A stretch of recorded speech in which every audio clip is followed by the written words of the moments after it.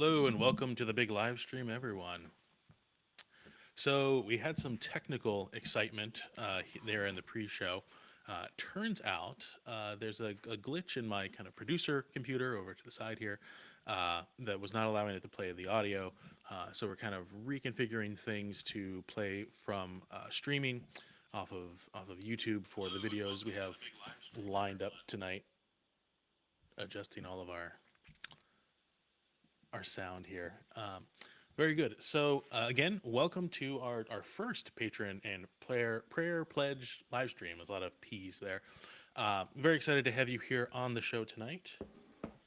And a couple of things, sort of the purpose of the live stream, right? It is a patron and prayer pledge live stream. So one thing that we can do is head on over to the BetterPears website and allow me to get that set up here.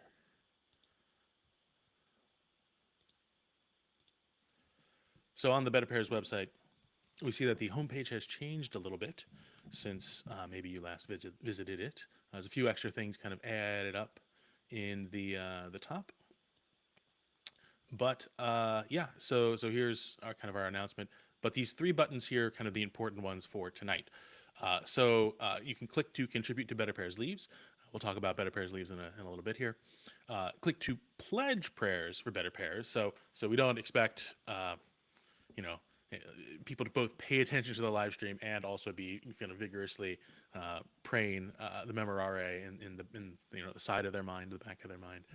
So you can pledge that you will, in the course of due time, offer these prayers for the sake of the work of BetterPears and the fruit that BetterPears seeks to offer to the world. And you can do this. We'll start there. If you click on one of these buttons, you'll see our our standard registration or kind of form. You can fill out that information. You can signify the number of prayers you are pledging. You can make multiple pledges. That is allowed. If you want let me hop off of the screen share here for a second.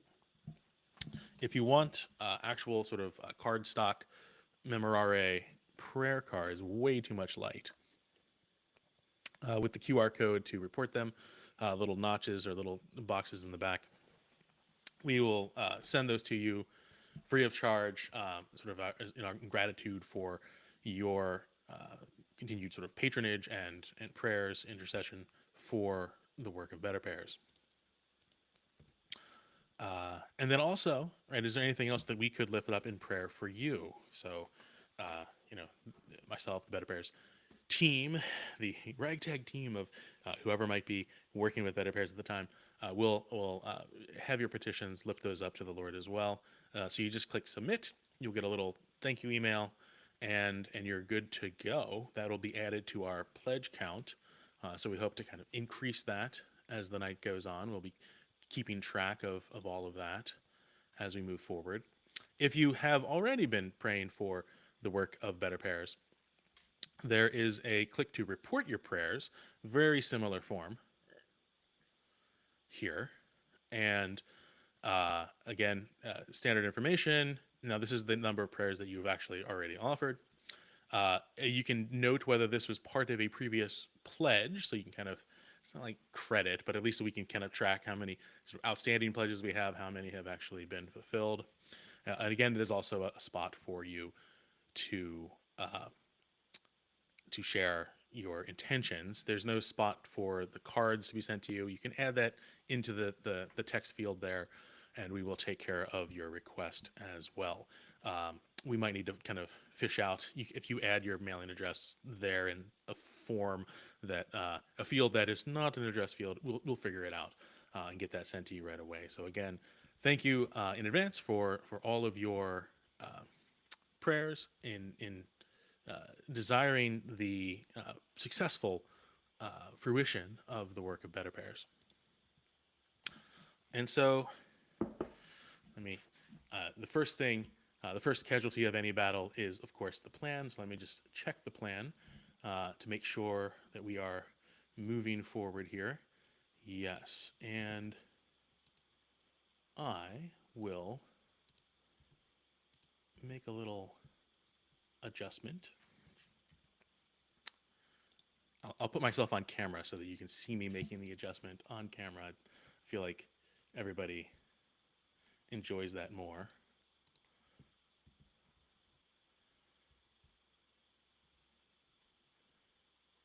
Here we go.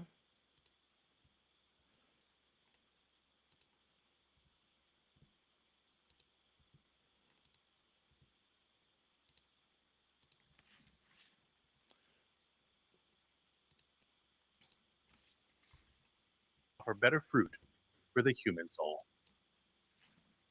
Hello, I am Dr. Jason Fugikawa, and I am on a mission to offer better fruit to the human soul.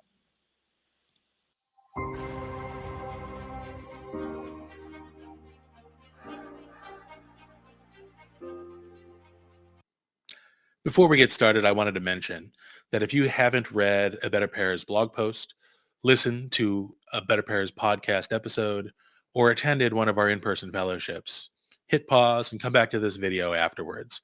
It'll make a lot more sense then. Thanks. I founded Better Pairs in 2022 because I sensed something was missing in my life. I noticed that my sources of news and entertainment did little to ground me in the great conversation of the West, the great ideas that dominated my studies and career in education. The recent rise of classical education options in the United States gives testimony to the appropriate parental desire to provide what is best to their children. Western civilization, like a withering plant going to seed, gives everything to the next generation, except what the next generation really needs. The hard thing that any group of parents starting a classical school discovers. The great conversation cannot skip a generation. Our students need their parents in the conversation. We need to restore a place in public life beyond the academy, where the great ideas can be spoken, heard, and discussed. Therefore, we, perhaps in the twilight of our glory days, when the vigor of youth has given way to the habits of age, we must test our mettle and fill the gaps of our own education, so that our children and grandchildren may become lifelong learners and not merely technological functionaries. I intend no less than to initiate and foster a cultural renaissance in the West, founded on the harmony of faith and reason.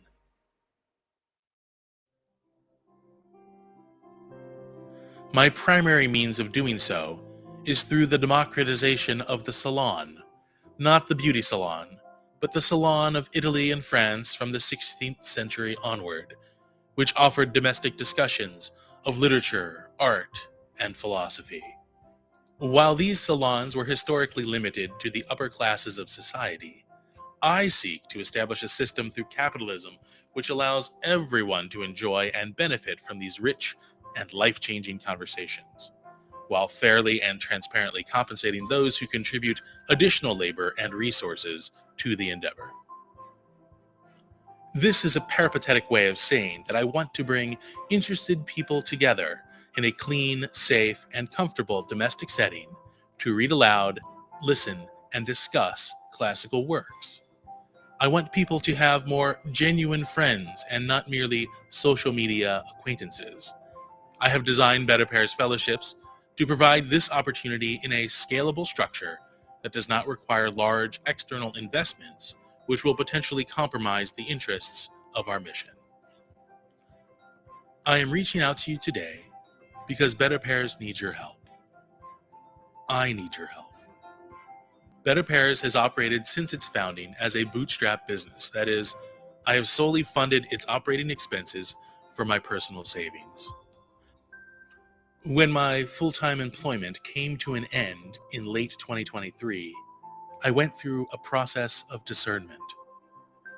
Like many others going through a similar employment situation across the country and the world, I asked myself some tough questions about my professional vocation and what God wanted from my particular skills and intellect that craft their way into the journey that is every episode of the BetterPears podcast.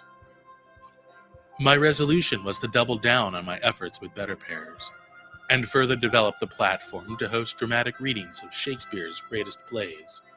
These fellowships launched earlier this year in Oklahoma City. I am also developing a video interview series which explores the guests' favorite classical work in a way that models the quality of conversation that can be had at in-person fellowships. To keep all these initiatives moving forward, especially our in-person fellowships, I need your help. I'm excited to announce our new crowdfunding program, BetterPears Leaves. Similar to organic leaves, which provide the energy to grow delicious pears, BetterPears Leaves allows monthly supporters of $12 or more to support the ongoing work of BetterPears and also opt to receive a monthly Goldback in the mail as our gift to you. Goldbacks are 24-karat gold leaf encased in polymer, which are privately minted and acceptable as species-legal tender instruments or instruments of barter, depending on the state. They are not US dollar legal tender. If you are not familiar with Goldbacks, they have been featured by currency experts from former White House advisors to the Tuttle twins. A full explanation can be found at goldback.com. Unlike Federal Reserve notes in your wallet, or your bank's promise to return funds on deposit, each Goldback contains 1/1000th of an ounce of gold and retains a current redemption value between $4 and $5 at all major gold and silver dealers. You might be asking yourself the question right now, okay, Jason, you had me with classical education and my own study of classical texts, but this gold leaf in the mail business seems super complicated. Why are you doing this? I will offer 4 reasons. 1. I need funding to keep BetterPears fecund, that is, operational, and to develop our offerings. Crowdfunding is the most appropriate way to grow a crowd-changing cultural renaissance. The gift of a Goldback helps to lower your resistance to start supporting BetterPears, because in reality, you are giving BetterPears inflationary debt instruments, and we are giving you gold that came to exist prior to the formation of the earth. 2. You will likely want to balance your household budget to account for your monthly contribution.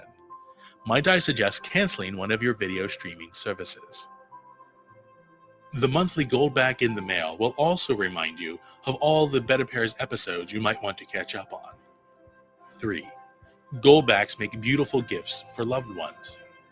Each time you share a Goldback, you will likely end up explaining BetterPears and expanding our audience and supporter base. Number 4. All the gold in Fort Knox arrive there through the U.S. Postal Service. While it is unwise to send large amounts of cash through the mail, the present cost of one Goldback is less than most paperback books, or a BetterPears coffee mug. The risk is minimal, but the benefit of owning real gold, even a fractional amount, changes how you think about wealth and where you choose to invest it.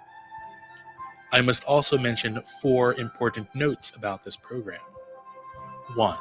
The program is open to any BetterPears contributors with a mailing address in the United States.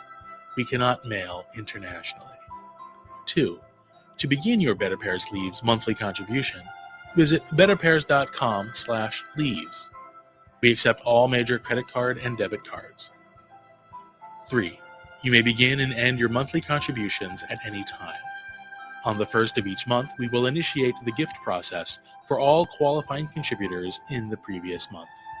Our goal is to have your envelope in the mail within a week so that you receive your Goldback by mid-month. 4. Finally, the BetterPears Leaves program is not an appropriate method for making a significant physical gold investment. Thank you for your interest in BetterPears and your past support of attentive listening and financial contributions. Please visit betterpears.com/leaves to learn more and become a monthly contributor today.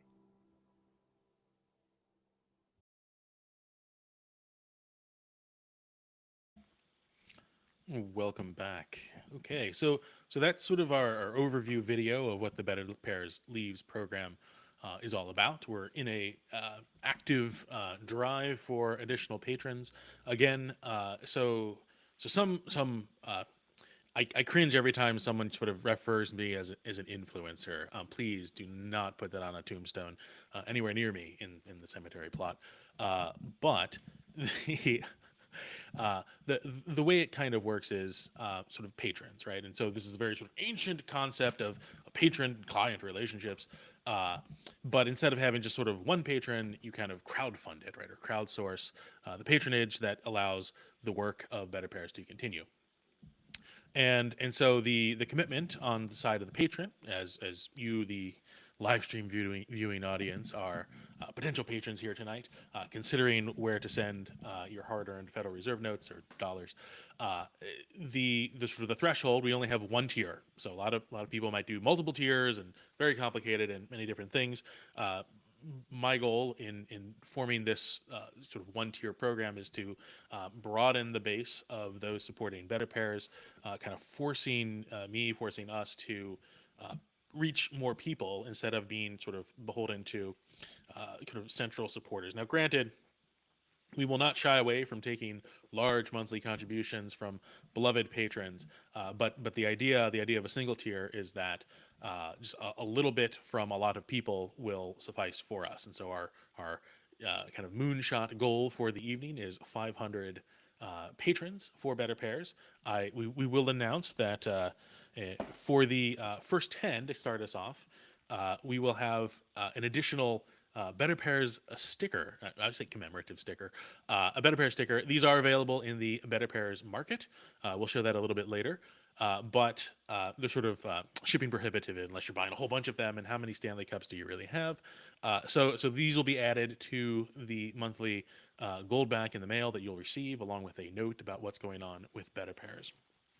So again, the threshold for that tier one giving level, there's only one tier, top tier giving level is $12 American, and the way you do that is through our website. So let me share the screen one more time.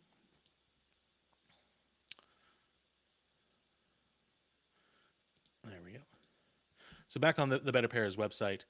So if you're on the homepage, you click on this button right here, or you can click on this button, or this hyperlink right here, or this button here. And if you click on that button there, you go to the next screen. Uh, but for Better Pairs Leaves, in addition to the monthly Goldback, in addition to the first 10 people who subscribe or become patrons, contribute to Better Pairs Leaves, who receive the sticker. And now, granted, after that 10, we'll figure out something else, right? But in addition to all of that, everyone who contributes to Better Pairs Leaves on a monthly basis for the qualifying contribution of $12 or more and lives in the United States or has a U.S. postal address, you are eligible for our market mug giveaway. So for the rest of the year, and if we are very successful this evening, we will continue this program for the rest of the year. Every month, there's sort of a live stream that is where we give away a mug. So again, small potatoes. Some people, in their monthly giveaways, give away gold or silver, or like cars or whatever. But this mug, these are from also our marketplace. I'm showing my mug to the camera, and you all can't see it. So hold on a second.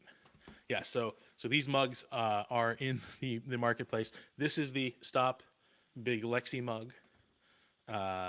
We've got to work on the focus of that camera. There we go. So these are ceramic, microwave safe. What else do you put things in that? I don't know if they're ovens. No, dishwasher safe, obviously. And 11 ounces of coffee right now, because this is going to be a significantly long live stream. But one lucky patron of Better Pairs Leaves walks away with a free mug. They go to their door and they get the package, the free mug of their choice. Any of the 11-ounce mugs from the Better Pairs market are theirs, and that is drawn live every month for the rest of the year. So there's a November drawing. So tonight and tomorrow are the last 2 days of November in order to become a patron of BetterPears to be eligible for the November drawing. You will obviously be available for the December drawing if you contribute in December. Each drawing happens roughly around the 9th to the 15th of every month. And it's just sort of a way to give thanks for your continued support for BetterPears. Also, it's the handiest kind of thing to show around the office or workspace, kitchen, uh, because it's definitely a conversation starter. These mugs and what they say. So this is the Stop Big Lexi. There was sort of mention of Big Lexi as I call it the bête noire, right? The black beast of the BetterPears podcast. And basically, Big Lexi stands for the lexicography cartel. And the people who make the dictionaries that sort of eclipse or circumscribe or cut off our sort of desire or wonder for the meaning of words. A lot of things with BetterPears have to do with what do words mean and what are their rich sort of significance beyond just simply what a dictionary definition will tell us. So if we're going to have a villain, it's going to be the villain that makes us just kind of have an opaque and not a very sort of deep and rich understanding of words. And I call that villain Big Lexi. There was this grand idea to have sort of a radio theater season 2 where I get kidnapped by Big Lexi and then have to like survive. It just seemed too much of a dramatic production, and I'm not really good at Foley artistry. So we'll put that on the back burner. We'll see how well the seasons of the BetterPears podcast continue. Some might say Lexi, right? Lexicon, lexicography, very sort of Greek leaning, right? Why not call it Big Dictionary? We ran that through focus groups, but this abbreviation of dictionary did not go well with some focus groups. It went exceedingly well with other focus groups, and yet, strangely, we didn't put it on a mug. So, Big Lexi it is, everyone. And again, market mug giveaway, part of the BetterPears Leaves program. Hold on a second. Going back to the page. So on the page, right? This is actually, yes. You can learn more about the Market Mug giveaway by clicking on this button, but clicking here, the white button, will take you to, and there's multiple white buttons, will take you to the similar form hosted here by Stellar Web Systems. They do our processing. Very exciting. If you are looking for a CRM, I highly recommend Stellar Web Systems. Let them know I sent you.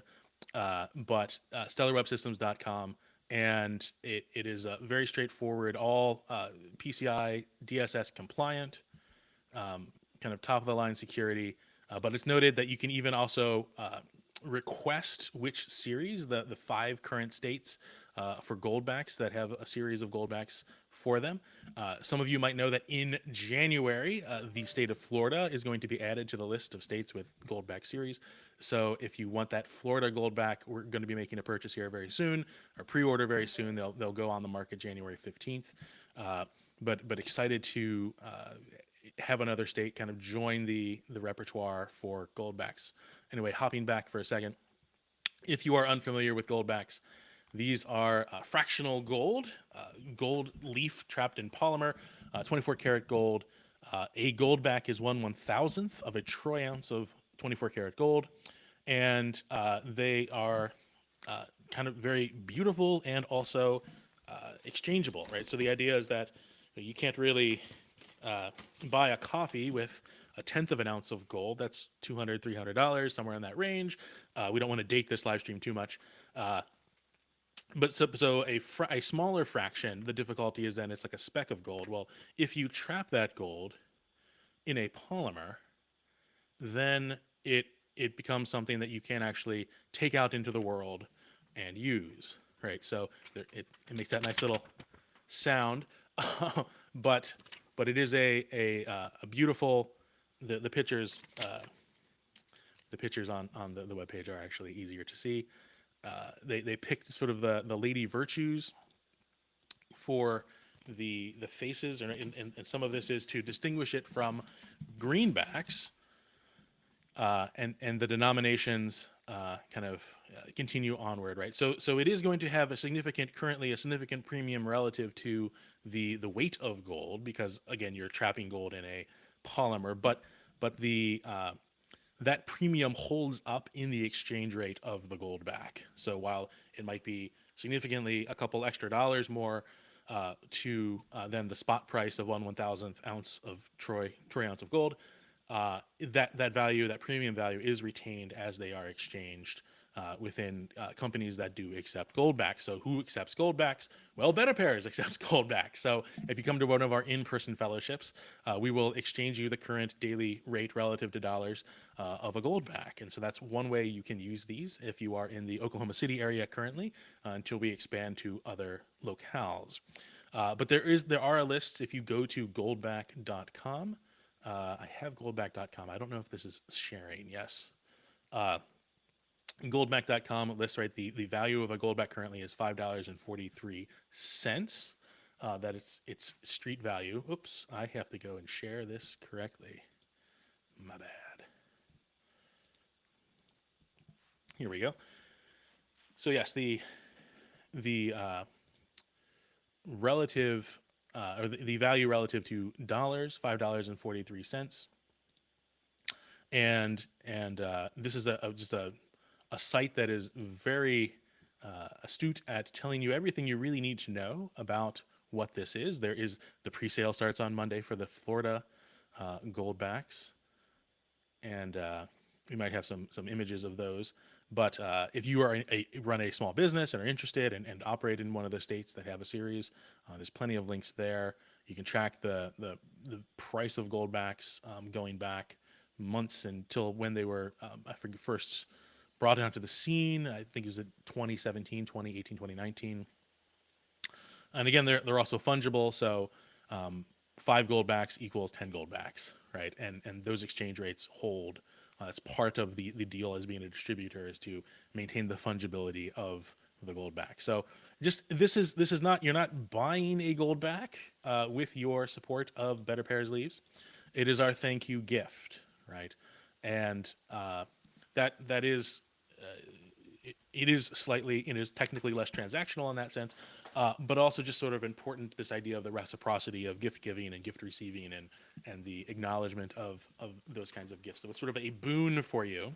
If you want to be more kind of mercantile and counting of the cost there, right? We're asking for $12 US sent to us electronically. We send you physical gold, right? You send us like electrons on a spreadsheet somewhere, and we send you physical gold from the creation of the earth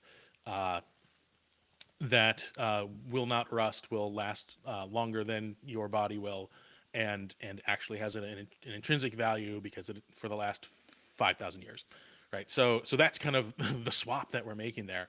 And then the difference in that relative value in dollars, that $5.53 plus maybe the postage, right?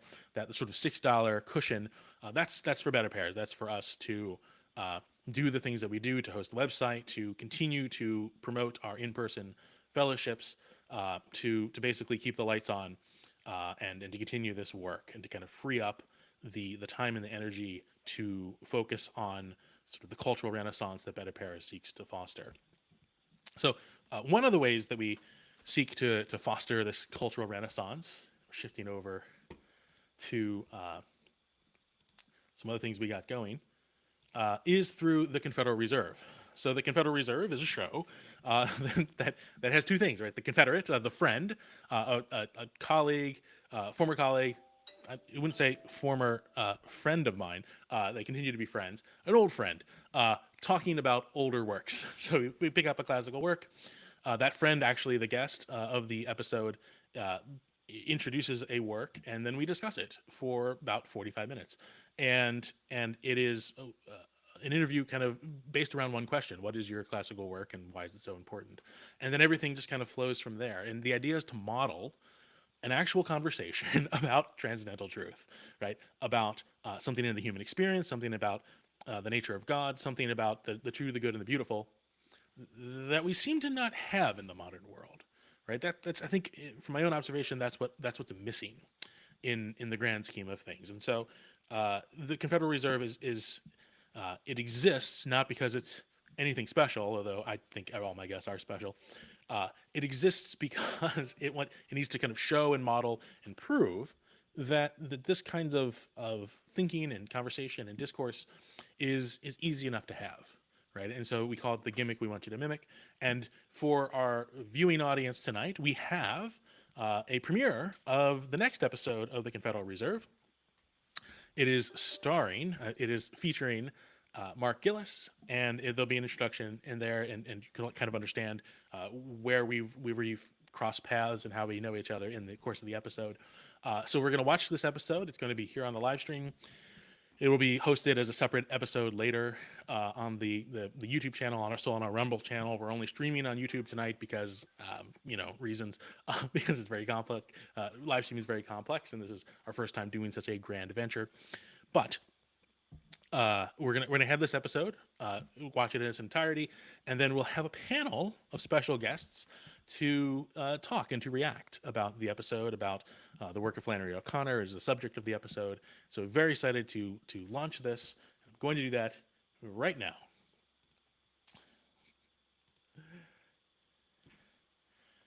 And see you on the other side.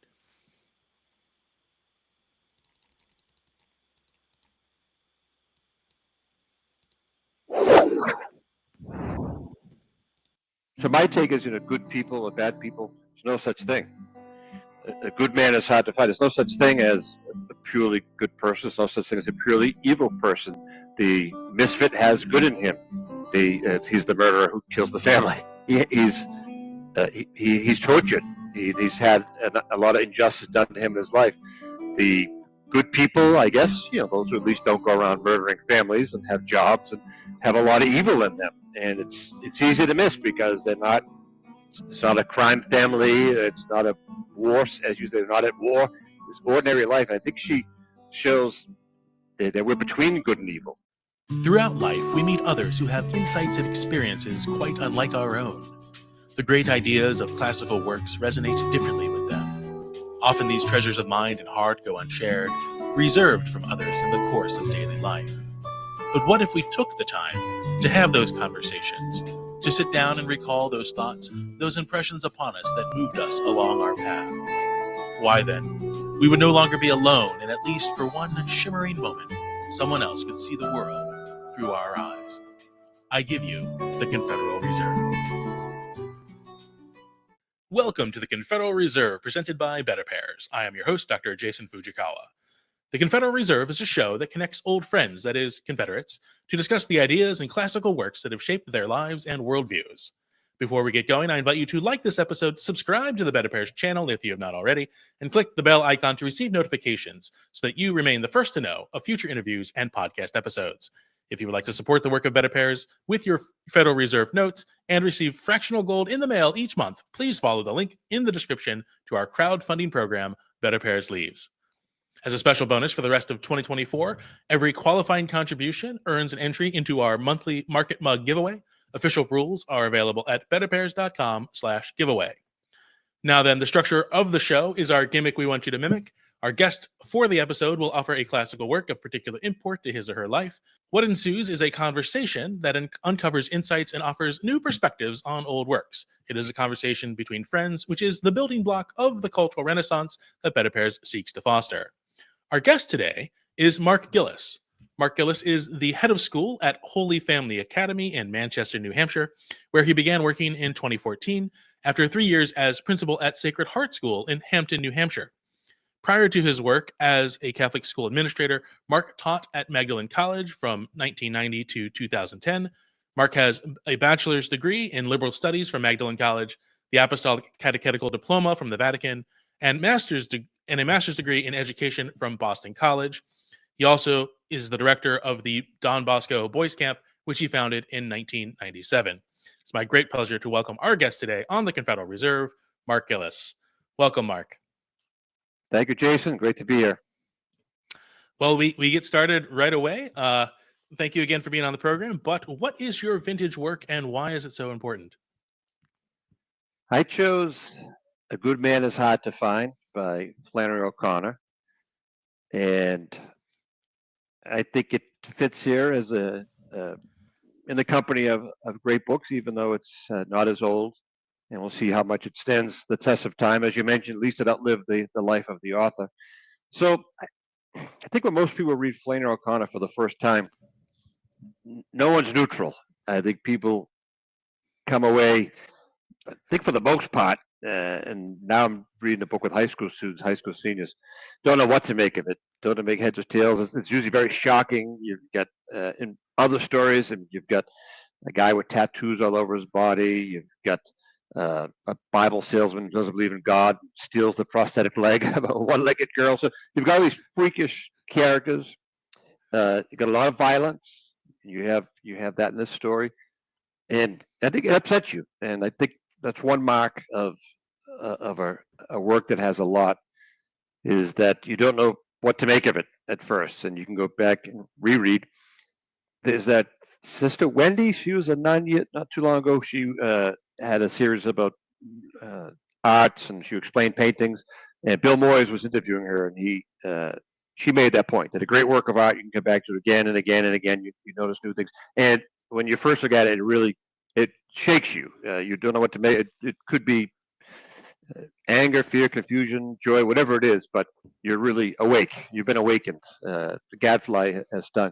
And then Bill Moore says, "Oh, so it kind of disturbs you in some way, disturbs your peace." He said, "What?" So, for example, that years ago in New York City, an artist took a crucifix and submerged it upside down, and they said, "Oh, in urine." Okay, so that would be it's disturbing. He says that's not disturbing in the least, because everybody knows exactly what they think of it right away. Some people are horrified, offended. Some think it's some kind of creative thing.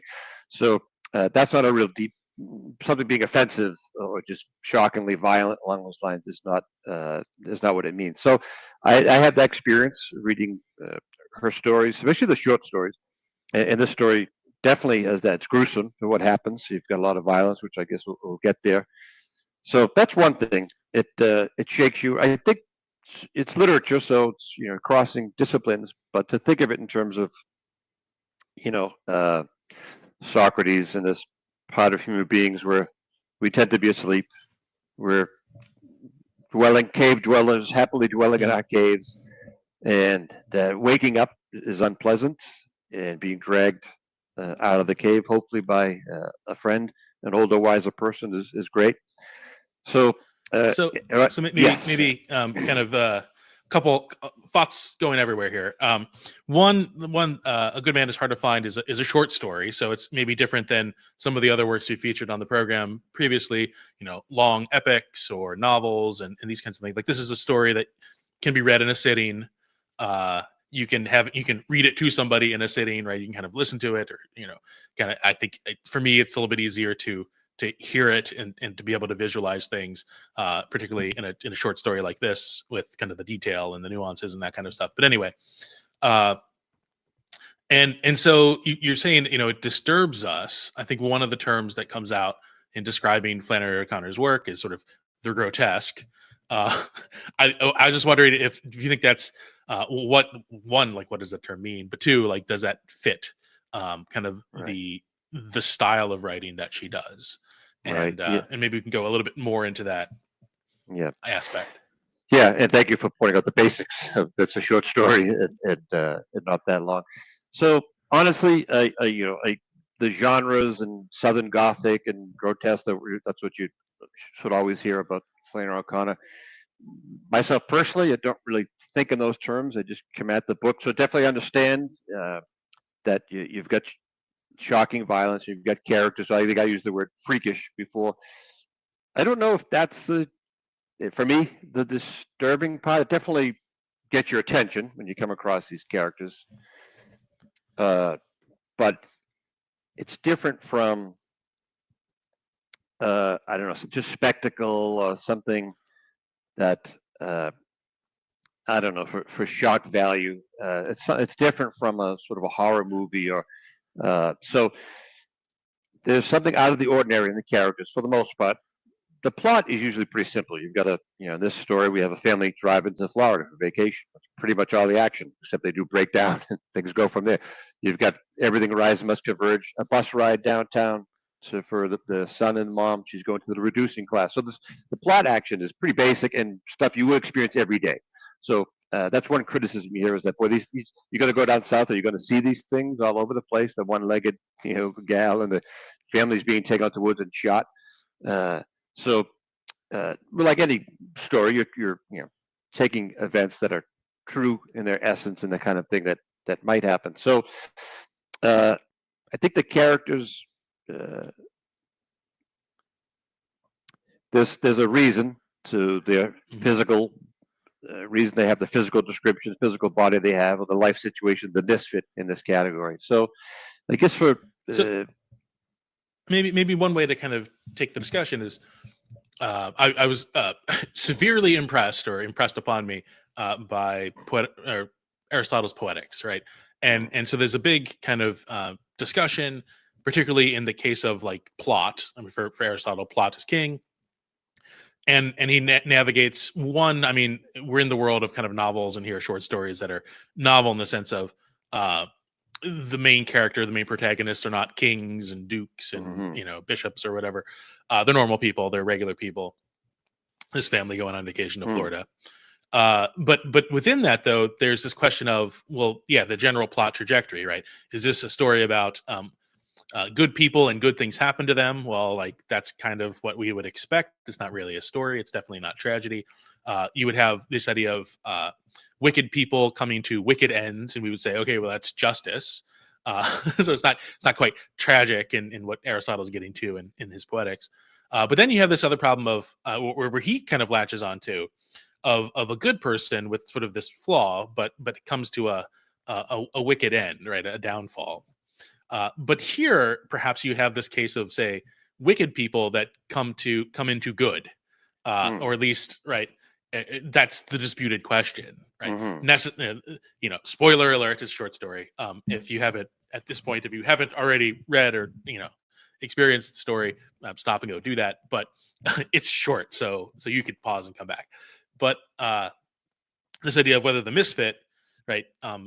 You're kind of part of us wants there to be some sort of like, oh, his plot is foiled or whatever, and somehow they all survived or whatever, and the gunshots in the distance were not actually this serial murder of an entire family. But that's not the case, right? That's not how it turns out. And so it seems that his sort of designs are not thwarted, that the bad guy gets his good end. They get clothes, and they get all the worldly wealth of that family. The shirt with the parrots on it, the yellow shirt with blue parrots. Exactly. That's an inheritance piece. And so part of us has to, I think, the beauty, I think, of O'Connor is that it's all up for grabs. It isn't going to happen. It's not going to have a storybook ending. But I find myself kind of playing sort of the detective of like what's going on here, right? What are the red herrings in this story? What are the kind of the nuggets, kind of narratively speaking, that are going to kind of come into play later on, right? So the misfit is introduced almost like in the first line. You think it's the red herring, but it turns out to actually be the case. But then there's other little aspects like the stupid cat. I really feel like this story is just an anti-cat story, because basically the cat ruins everything. And so we can go in that route too. Why are you traveling in a car with a cat that's not Gage, right? Like, seriously. Pity Sing, these the are cat. Problems that should have been brought up to the driver early on in the trip. So yeah, I mean, is that something that I think Flannery O'Connor wants us to wrestle with? This idea of good people or bad people, but their endings is not necessarily going to be according to our understanding of justice. Is that part of it? So my take is, good people or bad people, there's no such thing. A good man is hard to find. There's no such thing as a purely good person. There's no such thing as a purely evil person. The misfit has good in him. He's the murderer who kills the family. He's tortured. He's had a lot of injustice done to him in his life. The good people, I guess, those who at least don't go around murdering families and have jobs and have a lot of evil in them. And it's easy to miss because they're not. It's not a crime family. It's not a war, as you say. They're not at war. It's ordinary life. And I think she shows that we're between good and evil. So you say with the Poetics, you've got a great someone's better than us and they have a tragic flaw, or you got people who are lower than us and they're doing all their hijinks. I think what we see here, and this doesn't contradict any of that, of course. A good man is hard to find. And we'll get into the story a little bit more, meaning you don't have this person's good, that person's bad. And I think that's just more human. And even at the end of this story, where the man is just taken out a whole clan, there's still movement happening inside him. So there's something, the gadfly or the violence, something that rocks your world and disturbs you. And there's a moment of grace. And different people respond different ways in her stories. And some, it seems like the arrow's pointing up, and some, the arrow's pointing down. But they're different now than they were 5 minutes ago. So I love that about this story, that every character is recognizable because they've got a lot of good points. And what's really interesting on O'Connor is there's some very dark, you could say evil parts of the good people's hearts. The father-son, the mother-son relationship. We'll see a lot of darkness that's in there. The grandmother, who is the Southern belle and has great manners, and she's very pleasant. She's always in a good mood, but her lying and manipulation leads to the cat being in the car, and leads to the detour. And really, every step of the way, there's 4 or 5 plot points. She's the one who makes it go that way, and she's being sneaky. She uses the kids to manipulate the parents, and so she causes this hideous situation, which definitely is a lot worse than you deserve. For being a person who tries to manipulate a trip, you don't deserve to be shot, have everyone with you shot. But you see, there's a lot of darkness in there, and then, so that's my take. That it's more.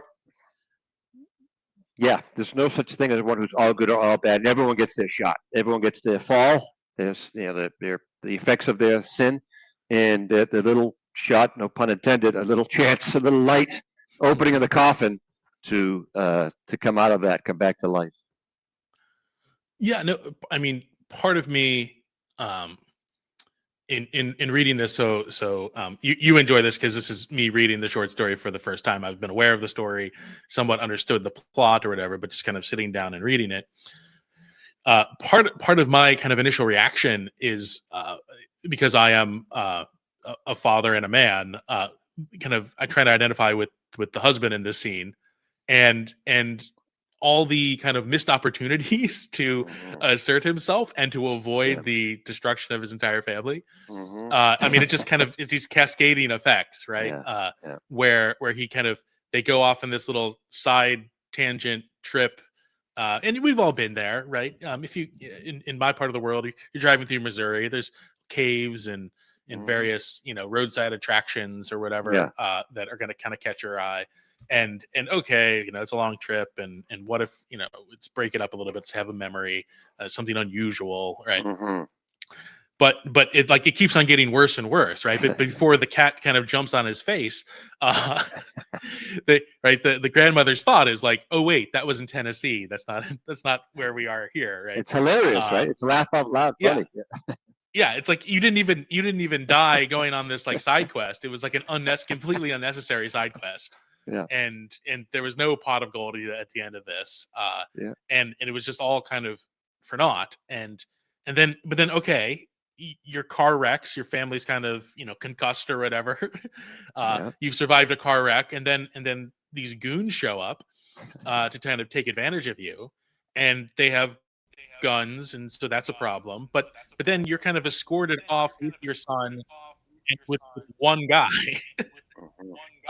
It's just the one, right? The numbers improve. Yes, he's. I see. Who gets taken off the shot? Yeah, I don't remember that. Is it just Hiram or Bobby Lee? I think it's a 1-on-2. Yeah. And, the kid is a kid, and he's not really going to be counted for anything. But your odds of winning that out, plus the understanding that there are going to be gunshots, and therefore, you make your move or whatever. Nope, he didn't do it. He's totally dead. And so this sort of this frustration of understanding maybe his lot in life or his situation and the family situation, and having sort of his mother-in-law, right? Kind of breathing down his neck all the time. Yeah. Okay, and you're in a car wreck. Okay, but then what's the next right thing to do? Mm. He's just Yeah. missed opportunity, and that's like, as me Yeah. as a reader, that's like the frustration of it all. Like, Right. It seriously, isn't. this is how this is gonna go. Yeah. And isn't that very human and relatable? Uh, so you've got he and his wife, and the wife doesn't even get a name, right? So in the story, she hardly speaks, but you've got the son who's beaten down by the mother, as you'd say, and you can see this. You can kind of imagine how this has been going on for a long time. So, all right, a son who has a mom with a strong personality. Uh, Again, does that lead to that kind of catastrophe at the end? But you do also see in there, he's got a lot of, I don't know if I'd call it hatred for his mom. He clearly is annoyed at her all Mm, throughout the story because she does things that could be easily get on your nerves, uh, and and especially when it's after the grandmother, because the cat caused the accident, and they're almost sure the grandmother, she realized, oh my goodness, I was totally wrong about this lie I made up anyway about the gold being in the house, and she kind of wishes, I hope I'm dead so I don't have to own up to this lie that I told him. But then when he says something wrong, she recognized, you're the misfit, and he says something so nasty to her. It doesn't say what it was. Even the misfit says, "Ma'am, he didn't really mean that. People say things when they're angry." So he is sort of beaten down, and you could say not a man of action.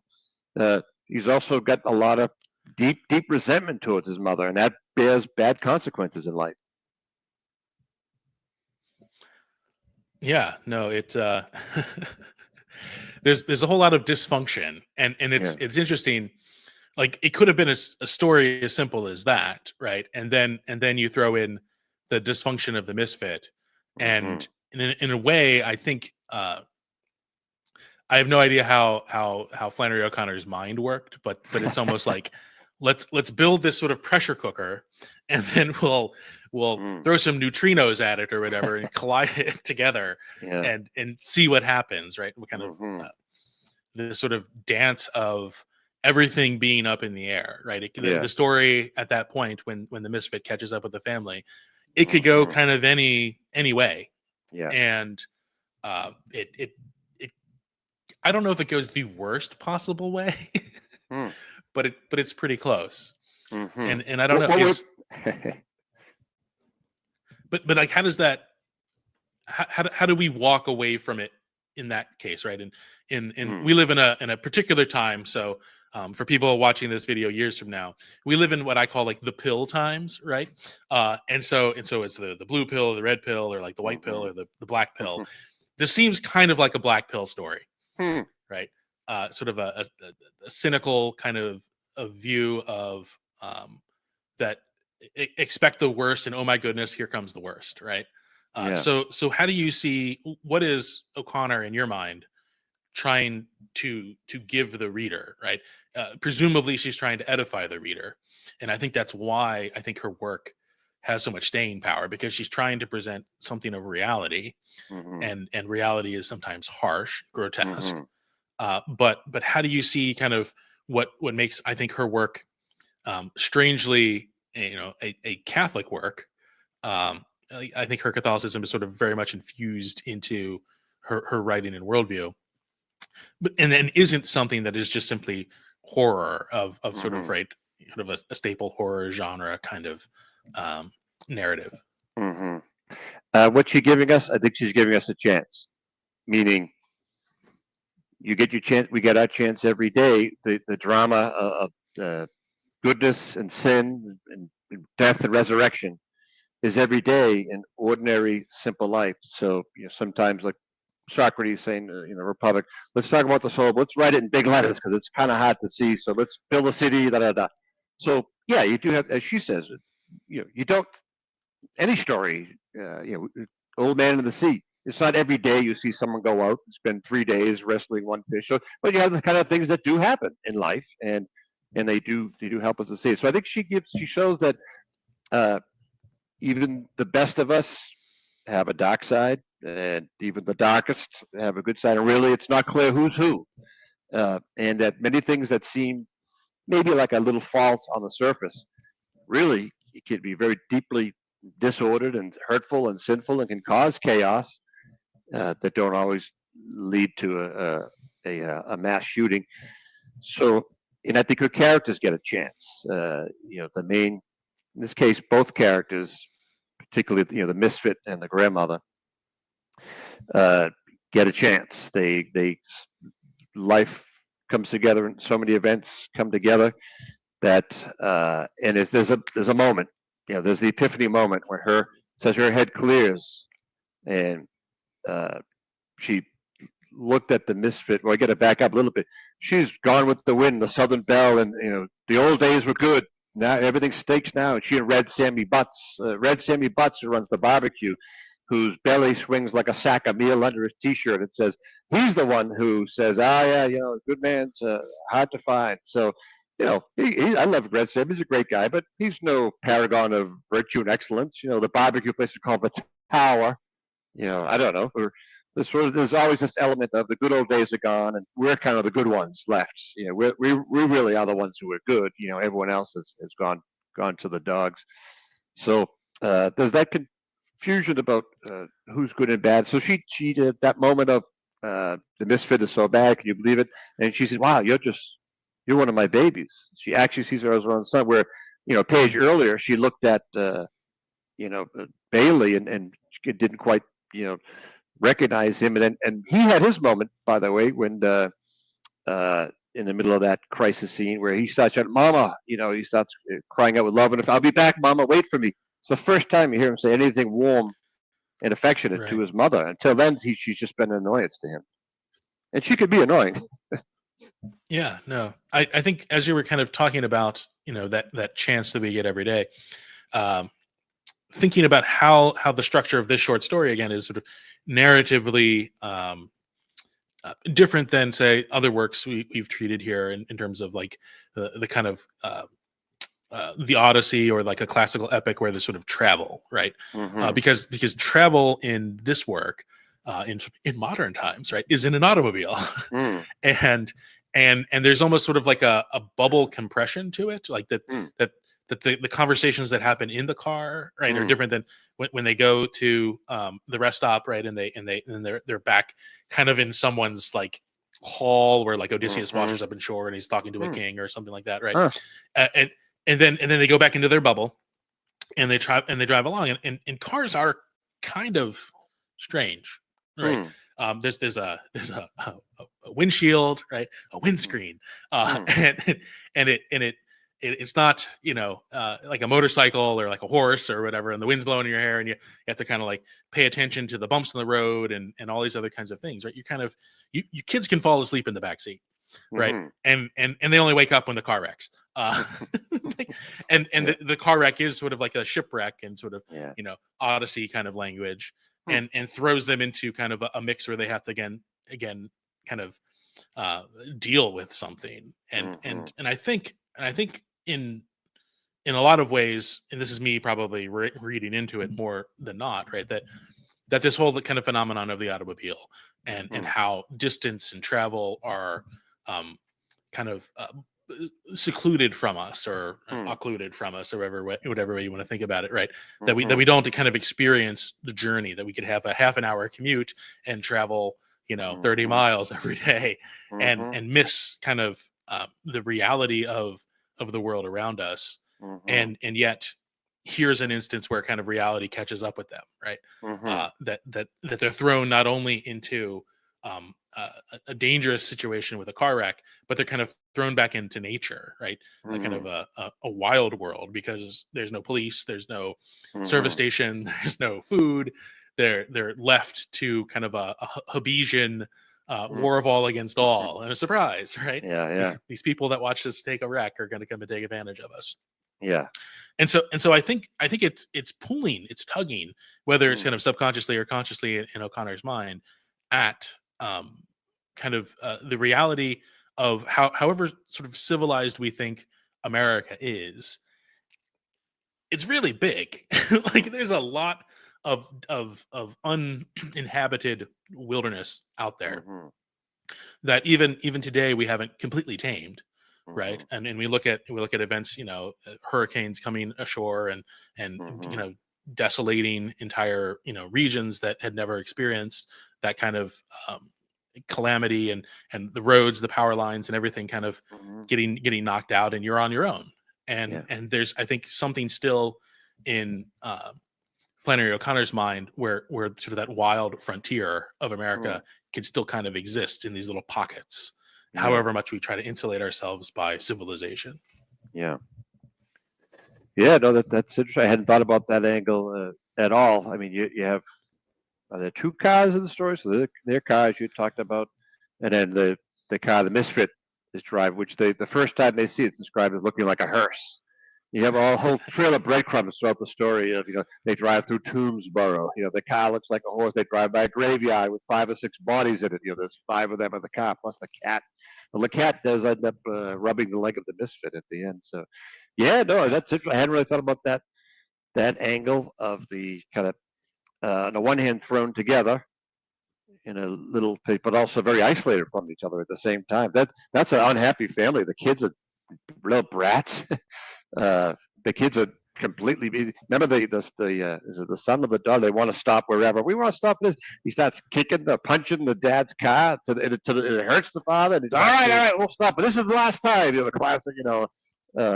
So yeah, it's interesting. So they're intensely compacted, which maybe that's what makes uh, the relationship more intense. And you can't get away from the grandmother. She's going to get on. He's been getting on his nerves his whole life probably, and now she lives with him, and now she goes on vacation with him and screws that up. No, it's just completely random tangent. Like it is, I don't know, humbling or kind of conspiratorial to see that they have not improved the back seat of a driver's seat to protect from the feet of the person behind him. Like Yeah, seriously, yeah, like you say, it's for safety. We could totally fix that problem, but I yep, definitely know that problem. yeah, yeah. The John Wesley is his name. They should call it the John Wesley cushion or something. Yeah, Yeah, give it a good literary reference, and everybody will have to yeah, like remember. Oh yeah, that's it. yeah. Very good. Um, any other thoughts on the short story from maybe from sometimes I like to think of like remarks that students in the past when I'm reading something with them, like an insight that okay, I never had this before. Has anything come up Yeah. in your teaching of this work in particular that kind of caught you off guard? Yeah, that's a great point. We both had that experience. If you read a story every year, and someone notices something you've never seen before, getting back to that Sister Wendy thing about there's just always more there than meets the eye. One student said this year when we did the story, there's a whole question of some of the most famous moments are the last 50 lines. When she looks at the misfit and says, "You're one of my babies," and then the last 2 lines of everyone seems to have heard those. She would have been a good woman if she just had someone to shoot her every day of her life. So those are both great lines. I'd love to hear your thoughts also on those. But to answer your question, yeah, one student said, she, the grandmother who has nothing but contempt for bad people, and the misfit is the worst of the bad people, and he's already been killing her family off one by one. How did she go from that to sincerely saying you're one of my babies? Now, some students were arguing she's manipulating, she's pretending that as a way to get out. So we had a good debate about that. You got to prove that in the text. So you could have that debate.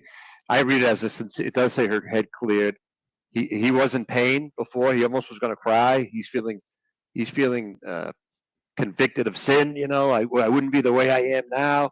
He doesn't fit in the world. I mean, that's something universal about that. There's something off in this world where we don't fit in. We're not home. So, and you're one of my babies. And one student talked about, how Bailey could look at his mother so often with hatred or maybe down to at least resentment until that moment of crisis where he saw her. And he said something along the lines of, maybe you don't really, you know, love people, until you see them. But he said, no, maybe you don't really see them until you love them. And maybe that was staggering, for an 18-year-old kid to say that she loves. I'd say she sees and loves the misfit for a true fellow human being, or as a mother a maternal instinct. A child who's hurt and has had a rough life and has done bad things, has inflicted bad things on himself and others, no question about it. So for her to see him as her son, that's something amazing there. So that was a great way to put it about the difference between who sees the person. If you're really annoyed by someone, for the most part, is that the truth of who they are, or are they better seen by someone who actually loves them? And that's how you really see the misfit. So it's not just the personification of evil. So that was great. Now, what did you? So your first time, or by the way, I wanted to mention the movie Wildcat. You referenced that. I don't think that's a good introduction to Flannery O'Connor, so I don't recommend that. I think it's a bad introduction to Flannery O'Connor. It's pretty cool that Ethan Hawke and his daughter are trying to captivated by Flannery O'Connor. That's great, but I think it's a terrible introduction to her, and they try to do too much. Anyways, if anyone is wondering, I don't recommend that. There's a great documentary though about it that I recommend, a 2-hour documentary by some PBS branch. So what do you make of? Let me start with the well, you're one of my babies line. What do you think about that? Yeah. Well, or the my initial thought is all her worldly progeny now deceased. She has a magnanimity about her that was heretofore, limited to her own progeny. Okay. But I think, this idea of getting shot, or at least having a gun pointed at you every day, that is kind of like that sort of Damocles is kind of hanging over us. Every day could be your last. One day it will, right? And I think the word that comes to my mind is something like distraction, right? That sometimes we get distracted by cats in our face, but more so we get distracted by other kind of cares and concerns, and if I say something, what will this person think, right? There are most of the people in our lives whom we love, we do not express it as much as we should. And why don't we? Well, we're distracted by other things. We are distracted by the fear of being maybe vulnerable, right? Because to admit your love and to express your love leaves you vulnerable, that it be unrequited, right? That it not be returned as well. And there's a vulnerability to that kind of silos us, right? The human family comes about through an interconnected reality, right? We give live birth. Like, none of us hatched out of an egg, right? We know at least who one of our parents are, and ideally we know who both our parents are. And we are kind of born into that community. And yet everything the prince of this world wants to distract us from that, wants to kind of pull us away from the unity of our kind of biological family, right? And furthermore, kind of pull us out from the unity of the human family, and to isolate us into our own little, bubbled cars traveling down the highway, and not to be kind of connected, and to see another as another self, right? That a friend becomes another self, right? And the more kind of magnanimous or big-minded or big-spirited we become, right? That's how that extension flows out. The whole idea of say patriotism makes no sense if that leads you to go where the bullets are flying, right?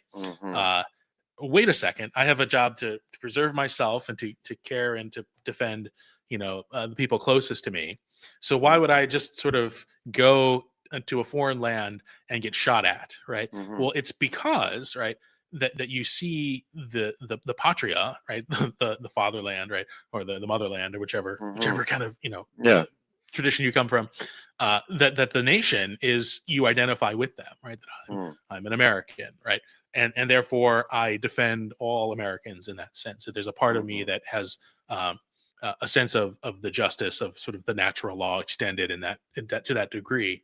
And I think that comes about if we can avoid those distractions, right? There's literally kind of drawing us away from the reality of the human family, right? The reality of our adopted status as brothers and sisters in Christ, right?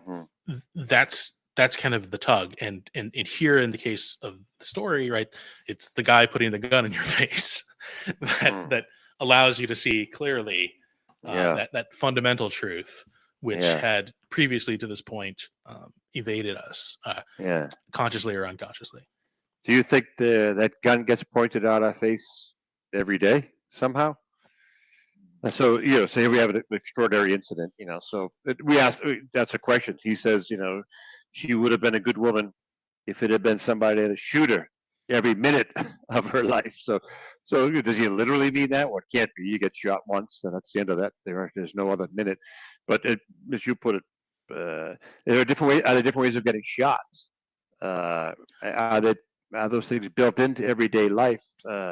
Little ways of getting. What does it mean to get shot? I mean, is it something along the lines of your our bubble? This car image you're using. We're in our safe little womb tomb, and just things keep poking at it. If we could try to stay at it, and those things are usually painful and annoying, but it becomes a moment of grace. In these stories, it's a moment of grace. Jason used the word magnanimous, and it might have been 25 years ago. More, Bishop Barron wrote somewhere about Flannery O'Connor. He's a big fan, and his take was the going from the small soul to the big soul. From being pusillanimous to magnanimous, and that maybe the stories that I've read, I haven't read them all. There's a moment of violence that gives a person a chance to go for the world to get bigger while the old world's getting destroyed. So I mean I took it that way, and yeah. So no, but I think there is some cosmic beauty in the idea of a day, right? Like in a way, we kind of become accustomed to it that like sleep is just a natural thing, and I do it every 24 to 25 hours or whatever. Like, and I needed to rest and recoup and to kind of recreate my body and all these other things. And sleep's very important. Everybody should get their sleep, right? But in a sense, like it is sort of this arbitrary weird thing. Like the image, the what is revealed about heaven is right, that there is no night, right? That the Christ the light is always always illuminating everything, right? There's no need for sleep, and so sleep is a time for now. And yet every time we go to sleep and wake up, and it's a new day, right? There's sort of this clock built in to getting accomplished what is put before us every day, right? And the whole idea of procrastination, right, for tomorrow, is almost sort of a presumption that tomorrow is going to come, and draws away from what's on my plate to do today, right? And so we look at something like the spiritual sort of regimen of someone like St. Ignatius of Loyola, right, and sort of his focus on the exam, and having his the Jesuits after him kind of be committed to this idea of taking an account of what happened in the day, and what was good, what was a consolation, what were the desolations, right? How can I improve in the next day? And so that test is there, I think, right? The gun is pointed at us every day. That sleep is sort of a little death, right? And yet oftentimes we don't see it as such. So we could be pointing the gun at us and we don't realize it, right? Yeah, no, that's well, I think that's well, that's well something said, where this story, in the misfit and the pointing of the gun, and being able to kind of project ourselves into the grandmother's position, right, allows us to at least see that the gun, right, see the finality of our actions in a microcosm, in a story that could hopefully influence our daily life. And I love the grandmother. I think she's delightful. She's funny, and again, she's the mixture of all kinds of qualities. And how many of us don't long for some past, and how many of us don't have some feeling that we're at least we're better than whoever these people or those people. So it's easier to see when it's somebody else. So I think she's great. But that your point about the examine of the day, that things I did well or poorly, sort of a different angle of these rocket ships that come into your world from outside, that on one hand, more than you didn't, who deserved that terrible thing to happen in this story, but most of our day, they're just smaller things, but every now and then the big things do come along. And I'm sure I miss it all the time, but that those can be moments of grace, moments of God revealing something. But it definitely is death and resurrection. It's death, no question about it.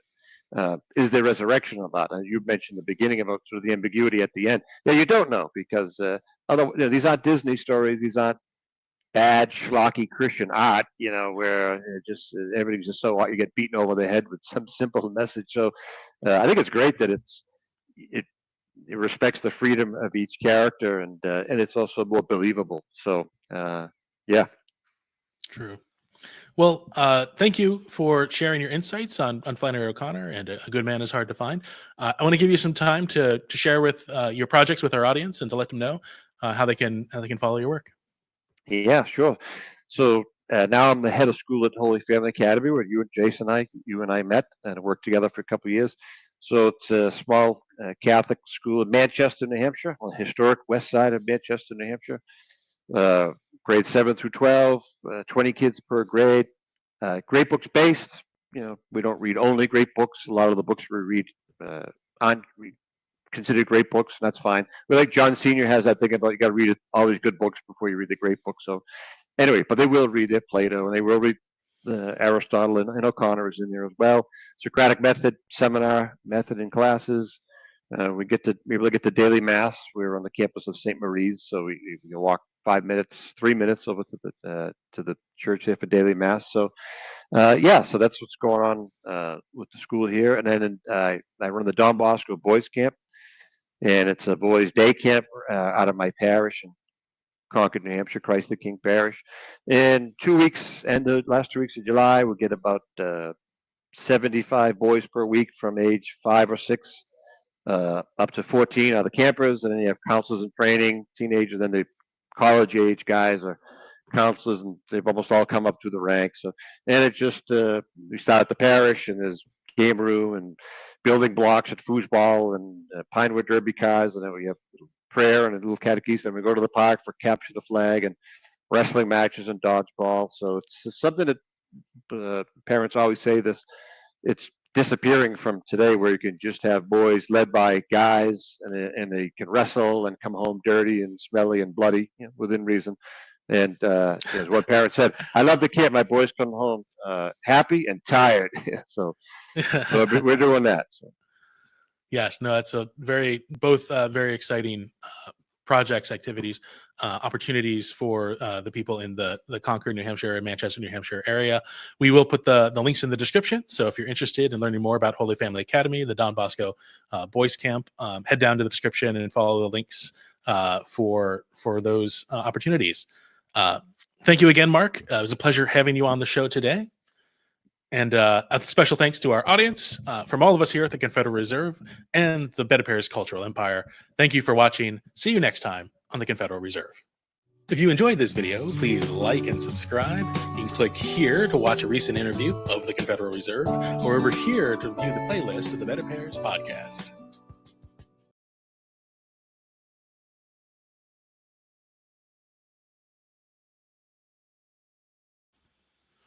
Okay, welcome back to the live portion of the live stream. That was our pre-produced episode with Mark Gillis. I had the pleasure of interviewing him or discussing Flannery O'Connor's work last week. And so we have a special treat though, because normally at the end of an episode, you basically kind of go into maybe a little slight depression because it's going to be a while till the next episode drops, and you really want to talk about this, and maybe you're kind of just on the subway alone, and you're like, I get really good reception here in the subway, or some other kind of sits and Laban situation in life kind of situation. But now, as a sort of a special treat here on the big live stream, I have the guest of that episode, Mark Gillis, waiting here in the lobby, as well as another friend of the show, Mark Forrester. And so I'll let them in here.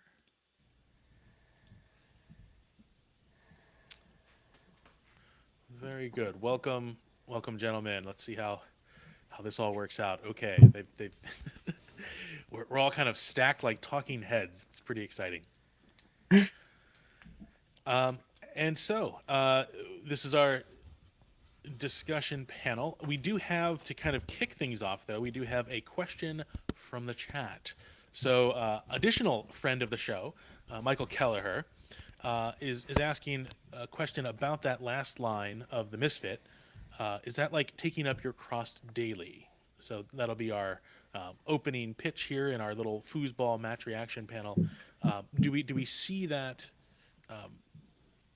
his sort of that his comment and Mark Gillis, are you with us? I am. Can you hear me? Yes, we just can't see you. I think. Okay. Well, count that as a blessing. There we go. Oh, good. Yes, very good. So thoughts on the last line of the misfit, taking up your cross daily. Is that taking up your cross daily? Real quick, to be clear, is the last line the line that he's referring to is she would have been a good woman all her life? Or the last line of the story? I'm not exactly sure. That's the beauty of the chat. We can't ask Michael unless he's on the chat. I mean, I think both clarifying.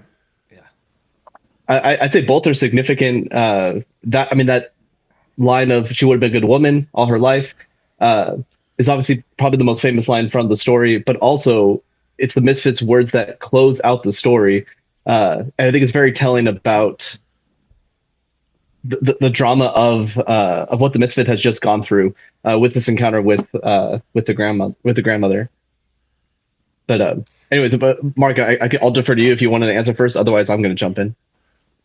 No, I think you're clarifying though that the line "she would have been a good woman if she had something to shoot every day of her life" is about 20 lines before the end. The last line is the Misfit saying, "Ain't no pleasure in life."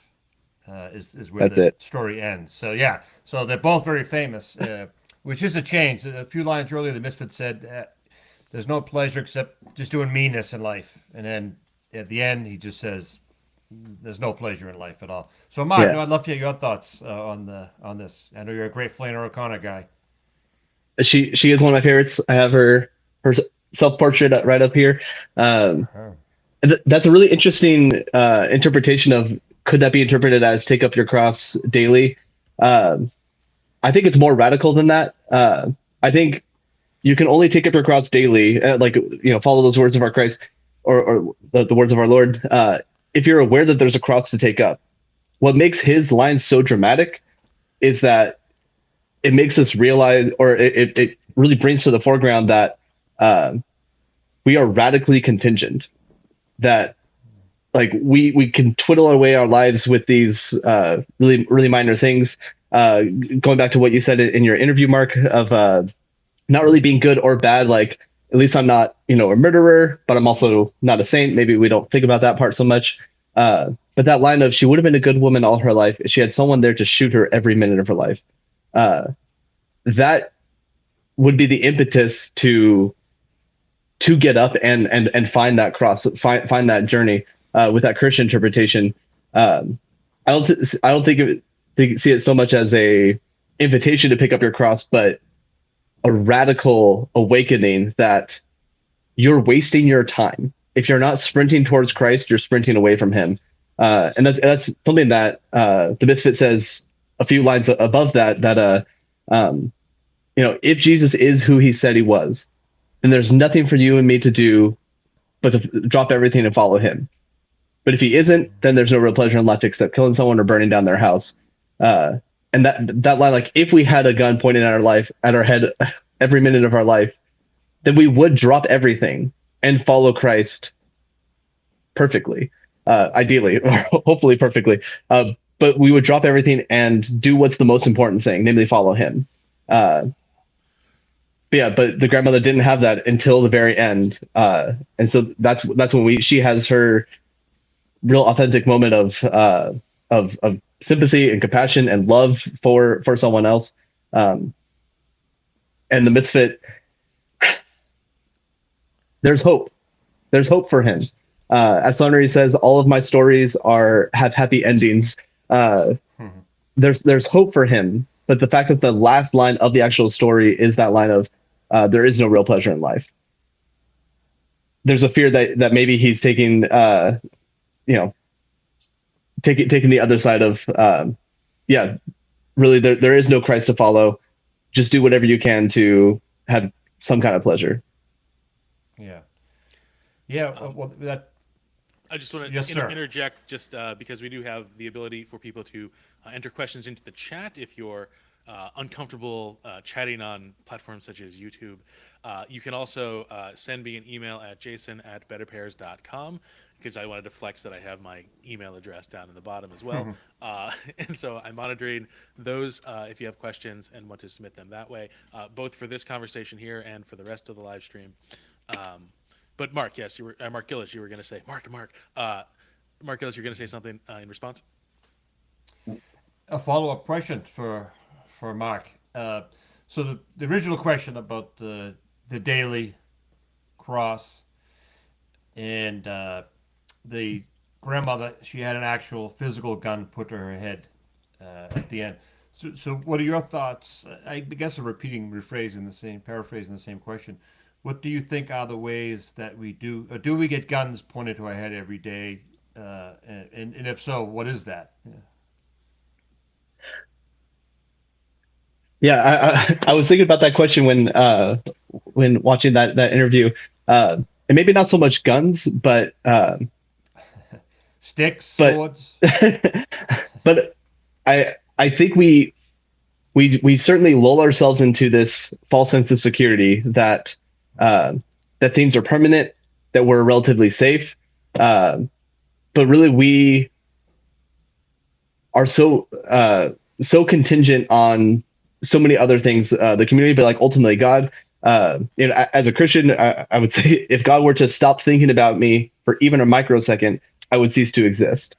And yet we have this I almost want to say arrogance that that we are our own person, that we make choices, and I survive because I choose to, and I do what's necessary. And that's echoed in the Misfits' words, where the grandmother says, like, if you pray, Christ will forgive you. And he's like, yep, that's right.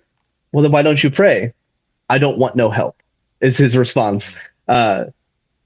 This American individualism kind of idea of like, I make myself. We forget that we are actually radically contingent on our Lord.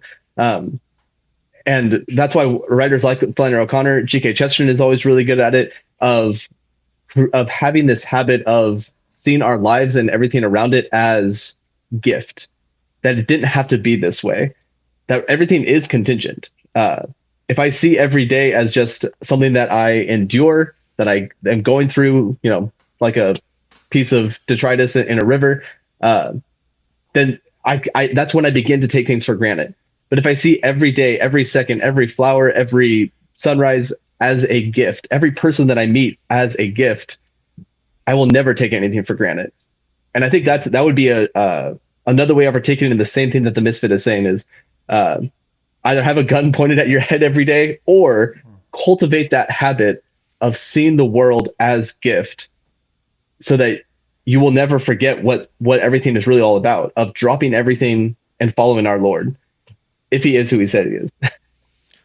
So with the effect of yeah, no, it's just this idea of kind of picking up that cross, and while it allows us to kind of accomplish a small thing in one day, over the course of time, it allows us to accomplish sort of bigger things. And one of the fun I have in inviting Mark Forrester onto the show is that I get to shamelessly plug his new book, because Mark is not only a lover of Flannery O'Connor, he is a published author himself, and so I think I have it queued up here. His new book. Now he's blushing. It's great. His new book, out with sort of an up and coming publishing house, Bandersnatch Books, Above Not Up, is available for sale. It says upcoming, but you're actually here. You can order it now. It is there is a Black Friday sale, folks. Surprise, surprise. It is Mark obviously can explain his book better, but I'm just basically I love, as a classicist, that is a fourth dimension book. So it's a character, a fourth dimensional character interacting with three dimensional us, and it is The character's name is Tess, and so I love that. When it has like an actual resonance with what words mean, a fourth dimensional character named Tess. But it is available. It's suitable for pretty much everybody, not necessarily toddlers, not this time around. But Bandersnatch books. It will be in the it'll be in the description for the live stream after we kind of get done with everything. But I just wanted to bring that up in my promise to shamelessly plug your work. Sorry about that. Okay, back to the discussion.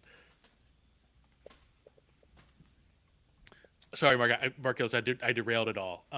But this idea of taking up your cross and navigating. So Mark, you were suggesting another way of something that can do what the gun does is seeing life as a gift, every moment as a gift, being open to it.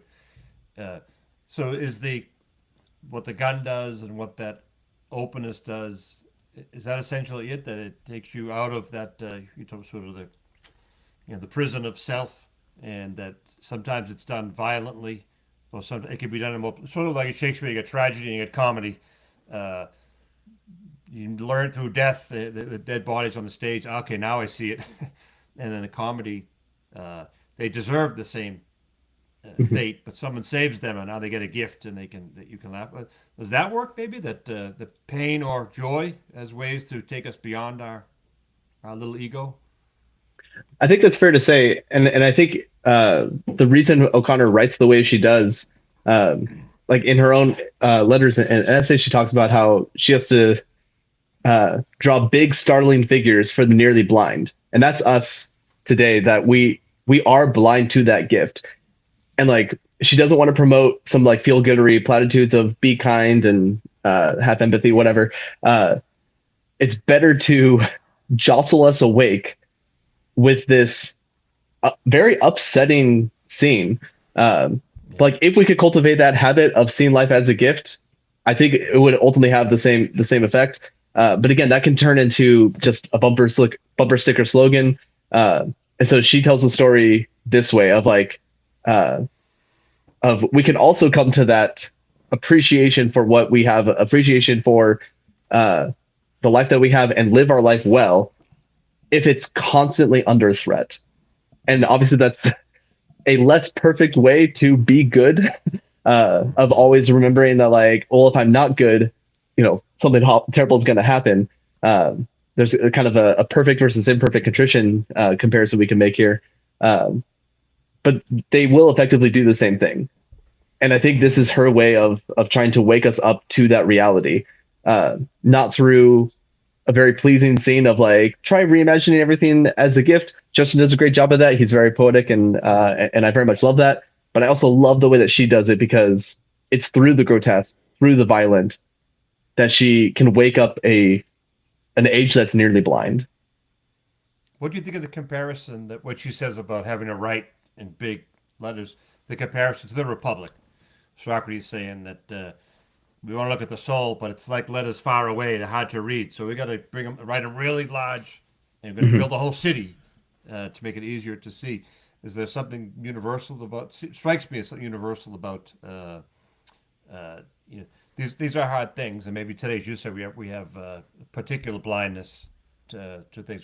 How about one last question on that front? What do you think of something? What about for a monk, say a Benedictine monk or whoever, that the bell's ringing 7 times a day, the call to prayer, is like a gun to the face?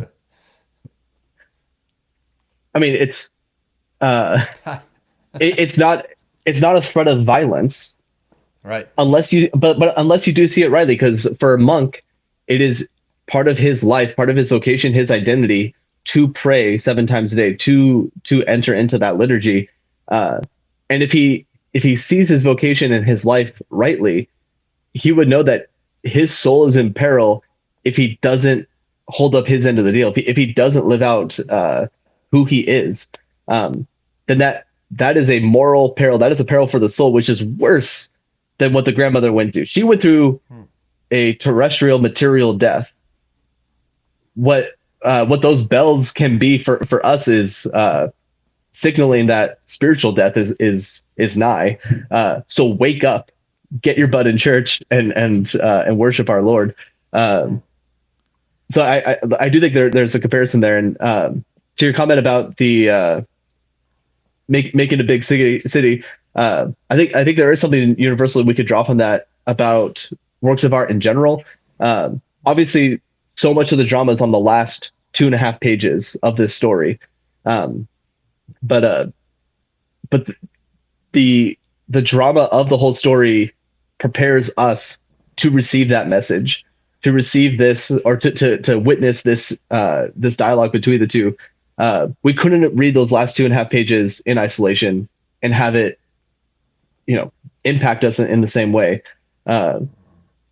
We need the whole work of art the way we need the whole city in order to see something that's hard to see close up. If I was understanding your previous point correctly. Yeah, I mean that sounds great. Yeah. Because as someone sort of watching the tennis match going here, one sort of insight I've recently had about kind of the end of why we need to see kind of the city writ large, or to see the kind of the grotesque painted in big form, is that as it fills our range of view, it actually causes us to slow down in our thinking, right?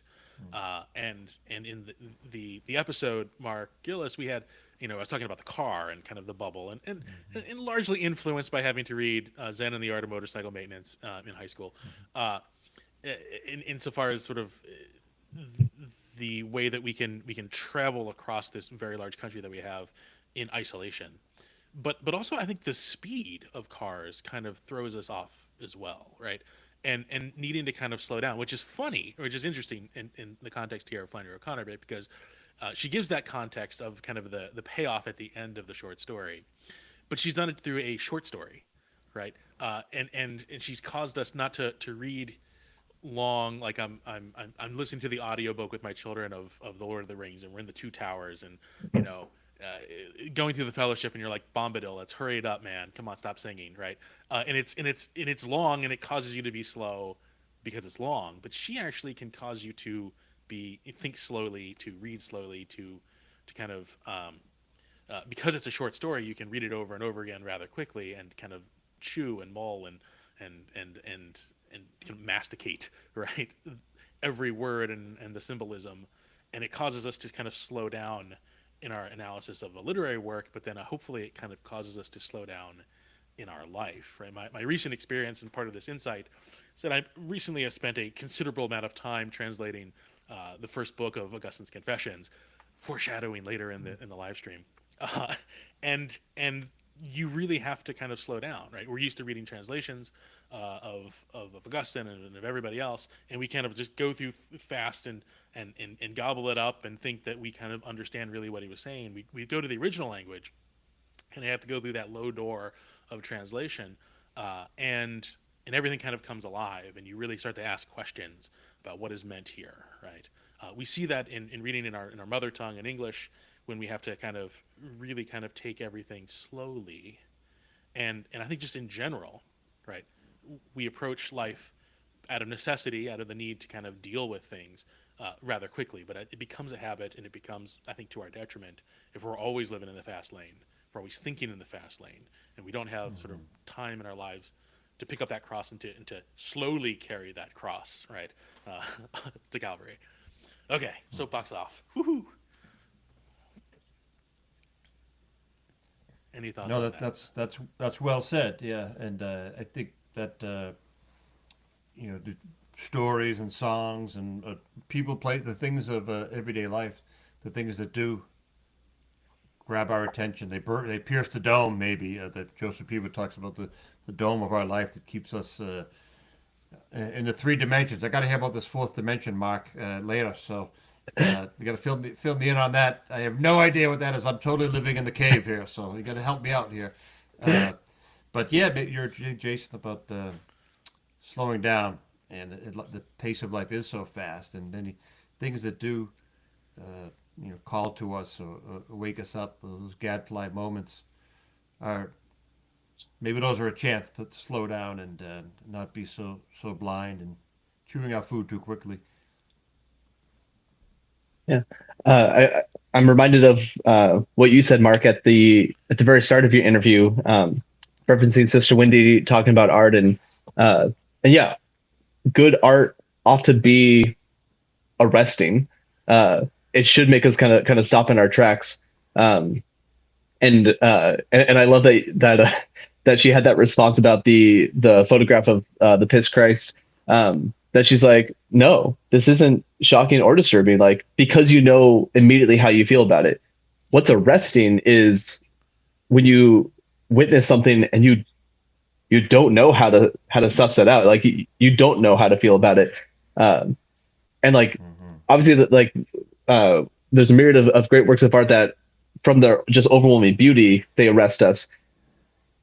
And with Flannery O'Connor, it's arresting not with beauty in the raw, but it's with something that is shocking and disturbing. It makes us stop and think, what am I supposed to think about what just happened in this story? And like you said, it's a short story, so we can kind of go back over it. And going back over the text, like everything that the Misfit says is so salient. And I think I was trying to think when you were finishing your interview in the episode of why is this story so arresting, so shocking, almost upsetting? And it's not that the grandma dies. That's almost predictable. It's not that there's violence.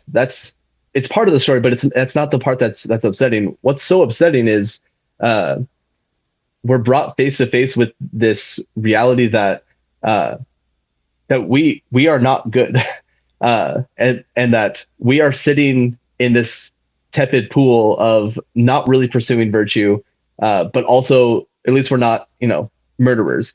The Misfit is the only character who sees reality rightly, and he, again, like just rereading his text can be really really enlightening. He has this great line of, Jesus was the only one who raised people from the dead, and he shouldn't have done it because he thrown the whole world off balance. And just like he recognized that he could be good, he could be saved, and that if he wanted to, he could drop everything and follow Christ. But he's not quite there yet. Like he's the only one who sees reality rightly. The grandmother, she doesn't have grand vices, but we do like her because maybe we identify her with people in our own lives. But there's she's reminds me of Flannery O'Connor herself, who in one of her letters says something along the lines of like, I'm not better than any of my characters or anyone else. And if people think that I am, it's because my vices are as timid as my virtues. And I think it's a really good description of the grandmother herself. She's not a wicked person. And it's almost worse that she isn't, ugly and wicked, because we can kind of lull ourselves into thinking, oh, at least I'm not the Misfit. If our virtues are as timid as our vices, then we're really no better than the Misfit. Yeah. And when the Misfit says that about Jesus threw everything off balance, and he raised people from the dead, the grandmother, she caves. She's, well, maybe he didn't raise people from the dead. She actually, her faith is shake. Yeah. So, there are two moments. I was going back over the text. There are two moments where she says things that seem weird, to put it lightly. Because like she ultimately she has this identification of, you're one of my babies, you're one of my children. But earlier in the text, when she's like, well, maybe they put you in prison wrongly. Like maybe you didn't actually do it. Come on, lady. But she's like kind of giving him an out. And he's like, nope, they had evidence, and I did do it. Like, I was rightly imprisoned. And she tries to give him an out. And then he says, like, if Jesus or if Jesus is who he said he was, there's nothing for you and me to do but to drop everything and follow him. And then she responds with that, giving him an out of like, well, maybe he didn't. And his response, if he were to respond to that directly, would have just been like, no, he is who he said he was, but I'm not there yet. and all that interior, oh my gosh! All the interior action in 2 pages, she sort of renounces her faith, almost, says something. Yeah. And then she kisses a leper, so to speak, a page later, where she looks at this guy who all her life she would think she would hate this person, and and genuinely sees a person suffering, and the mother in her wakes up for a killer who just killed her family, but there's Hmm. a moment of clarity that she gets. So Yeah. I was We also struck by. Oh, sorry. I'll let you finish that thought. We just have a question from one of our viewers, and then we'll use that to close out. I was just struck by looking over the text again. That moment where she says maybe he didn't raise anyone from the dead. The rest of that line is that like she sunk further into the ditch, and it wasn't until then that I had a clear vision of what this scene looks like. She's in a ditch by the side of the road, not unlike a grave. Like you mentioned in the text, there's all these breadcrumbs that there's a lot of grave imagery, grave as in where you bury someone. So she's essentially in her own grave and is sinking further down. And then she has that revelation or that moment of clarity that you mentioned. And she says, "You're one of my own babies." And she reaches up out of the grave to the misfit who's standing on the road and touches them on the shoulder. Yeah, we have a micro scene of a resurrection reaching out to him, and it scares the heck out of him. And so and it says like he snatches back as if he'd been bitten by a snake. That reverse imagery is just hilarious. And then he shoots her thrice and she falls back down into the grave. It's like he's rejecting the resurrection so profoundly in this scene that's playing out. And then after that happens, he doesn't even say that killing someone or burning down someone's house gives you pleasure. The last line is different from the way he says it before. He says, "No, there's no real pleasure. Not even doing evil will give you pleasure." It's just a marvelous thing, but he's also been greatly impacted by that little mini resurrection that happened right before him. So I still have hope for the misfit. and the last shot of the grandmother, she's looking up at this heaven, smiling. So you're death and resurrection, and now she's ready to with a childlike smile, I think it says on her face. So she ends on the arrow's pointing up for her. So our final question here from Sophia in the chat: what practical ways have you been able to cultivate awareness of slowing down personally? So moving from maybe theoria to praxis. I kind of mentioned my exciting adventures translating Augustine in front of a camera for a course we're going to be offering. But for you gentlemen, what kind of ways do you not become a elderly woman on the side of the road getting shot 3 times? It's a good way to put that question. Never been asked that before. Yeah. It's 2024. We got to ask all the questions. Yeah, right. Well, I mean, this is not a blinding insight, I guess, but well begun is half done. I mean, for me, in my part, from the beginning of the day, sets the tone for the day. Sort of the bishop she and the hour that makes my day. And then throughout the day, I'm guessing we're all experiencing the cell phone. Now there are always something interesting to listen to. It's tough to not fill every crack of time with something interesting to listen to. So I work in a school, so there's a chapel there. So I have a chance every day to just to pop in. I'm trying to type more slowly, for what that's worth. I think everything's so fast, it's quick in text. So I feel exactly that pace you're talking about. If everything's so fast, and so I'm trying to just do things like typing or tasks. I guess maybe the monastic way of not simply get that done so I get on to the next thing. We try to do that thing slowly. So that's not very high level contemplation, but the spirit of the question of slowing down. That's Mark and I both work at schools. There's always something coming your way. A point of clarification. So when you say you're typing slowly, is that because like you know how to touch type, but you just hunt and peck as sort of a mortification of yourself, or what do you mean by typing slowly? I don't know if I get the question correctly, but doing I mean, just slow the pace down. Okay. You type the way I would normally type with the same fingers, but not try to quickly dash off that email and go on to the next one. I see. Okay, that that makes more sense. I did have the mental image of you hunting and pecking Yeah, unnecessarily, that would slow it just down. Yeah, to have to like refrain from doing it more efficiently. yeah. Very good. And Mark Forster, your thoughts on slowing down? Yeah, it's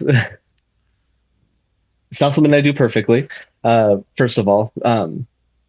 But it very much is an essential thing to cultivate that habit um, of seeing the world as it is. Um, and for me personally, it's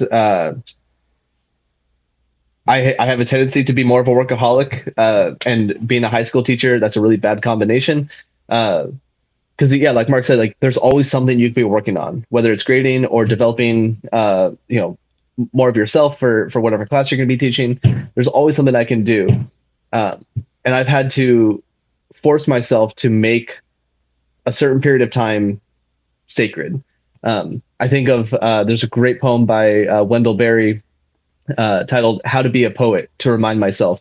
And in the very first line, he says like, "Make a place to sit down," and it's not find a quiet place in the house. It's make a place to sit down. It requires an act of the will to say, this is going to be a space where I'm going to write poetry, or this is going to be a time that shall not be violated. Um, in fact, the only reason I was able to finish this novel uh, was precisely because I had to practice that in a small way. I used to think it's not worth writing unless I have like a 3 hour chunk to sit down and write. And then my wife was the one who encouraged me that uh, just try writing for 10 minutes a day. And I thought like that's ludicrous. Like it's not gonna be enough time to get into it. But I would set a timer and just for 10 minutes sit with a notepad. Sometimes I would write nothing, and then sometimes I would fill 3 pages.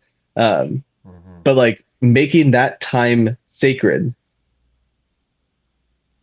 forced me to pay attention to this craft, and ultimately was able to complete an entire novel. Anyways, but that's just kind of one example. But it is very much about making a certain time sacred, or a place sacred. Of like in this space, I'm not going to be listening to podcasts or listening to music. I'm gonna practice silence, like Teresa of Calcutta would say. Or during this time, I'm not allowed to do work. I have to sit and I have to enjoy this work of literature. I have to read a poem and just sit with it for a few minutes. Uh, but like it's not going to happen to us passively. It is something that we have to aggressively pursue. Because yeah, if you just try to be as productive as you can, you'll get a lot done, but you're not going to cultivate yourself at all. So setting aside that time or that space, going to mass every day during our school day. Sometimes it's really hard to turn off and think and not think about what I'm going to do right after mass to like further my lesson plans. But it requires the practice of that habit to be like, I'm here. This is the most important thing in my life right now. And like obviously with worship, but also with family and with any craft or anything that I'm studying, it requires a deliberate and aggressive act of the will to say, I'm here for this, and this is what I'm going to focus on. I'm not going to worry about being productive. I'm just going to give this my attention. Yeah. That's at least a start, Yeah. I would say. So thank you for Did that. I have one last thing? Are we out of time? Or No, we're good to go. I just wanted to mention, because you did bring up that book again. So Above Not Up, it's is available at Bandersnatch Books.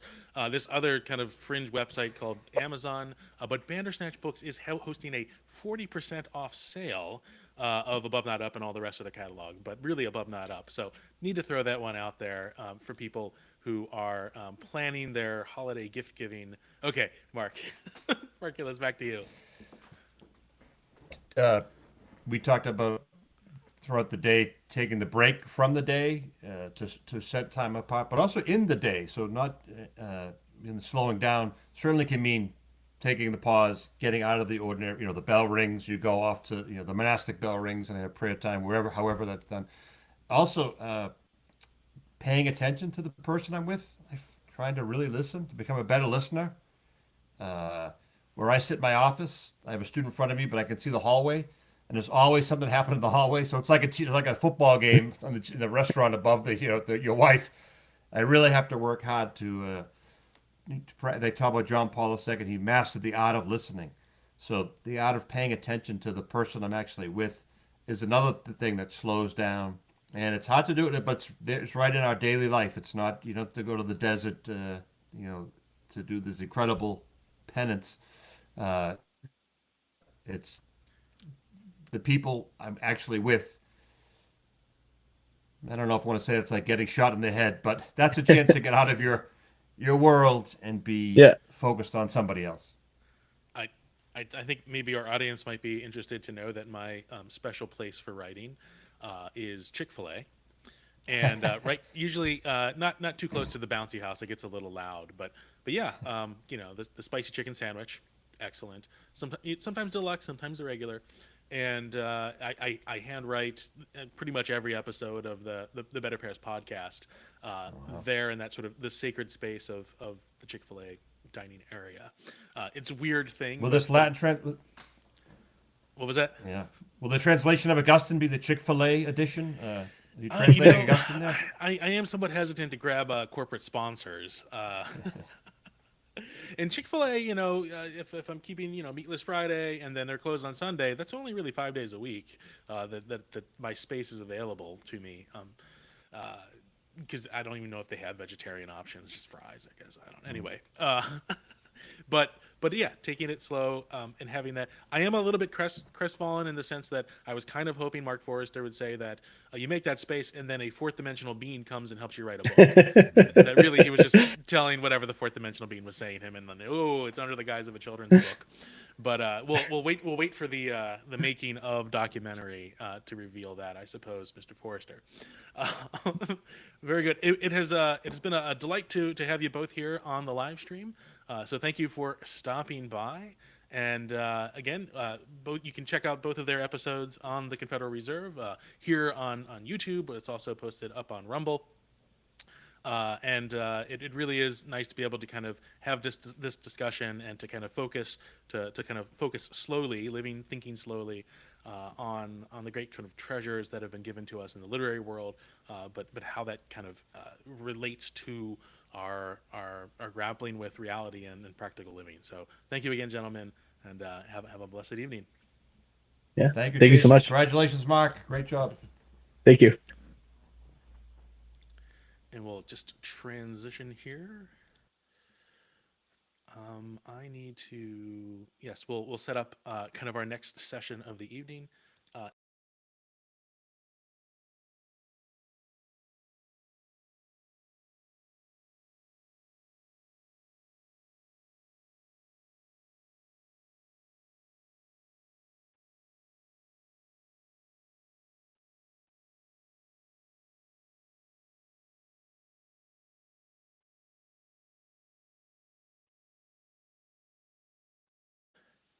There we go. So back here on the homepage, we have the three buttons. Sorry. Click, click, click, click.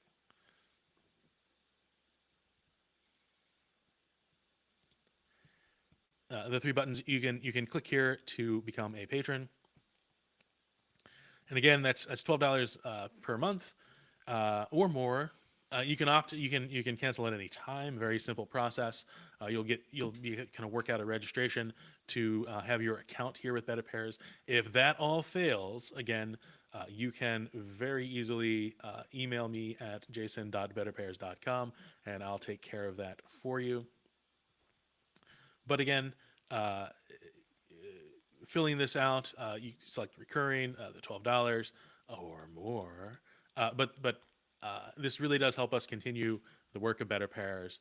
And one thing that has been that we talked about earlier at the beginning of the live stream was the thank you Goldbacks that qualifying contributors, patrons of BetterPears Leaves are eligible for to receive in the mail every month. They continue to be a contributor, a patron. So Florida has their series coming out. You cannot read it, but on the guitar there is harmonia. So harmony is sort of the virtue signified there. It does not necessarily come in Florida sand, although that sand doesn't look as white as the sands that I was used to in Naples that they cart in from across the world. But if you go to a distributor, so for Goldbacks, I actually Defy the Grid is an excellent distributor if you want to buy more than one Goldback. Hold on, now I have to update the share for some reason. Oh, it opened in another window. Sorry about that, folks. So Defy the Grid, they have the pre-sale for Goldbacks is available here. They have very good prices on Goldbacks if you're going to buy them in larger quantities. You only get one a month from BetterPears or as a thank you gift, right? But if you are kind of intrigued to buy them, they are available for sale. One recommended vendor would be defythegrid.com.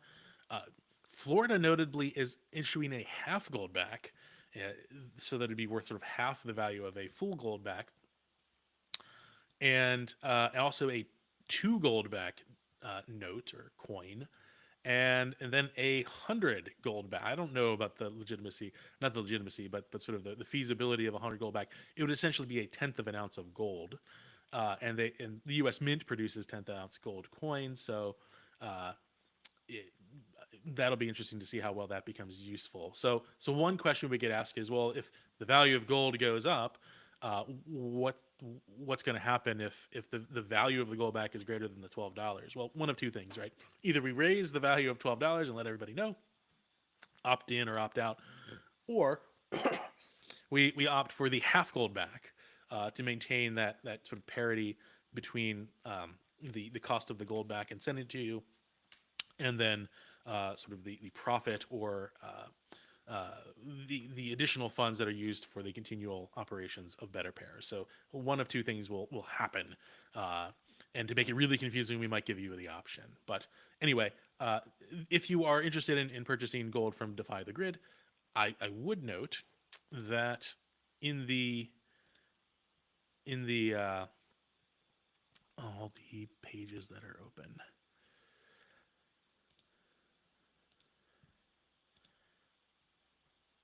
in the BetterPears Leaves, nope.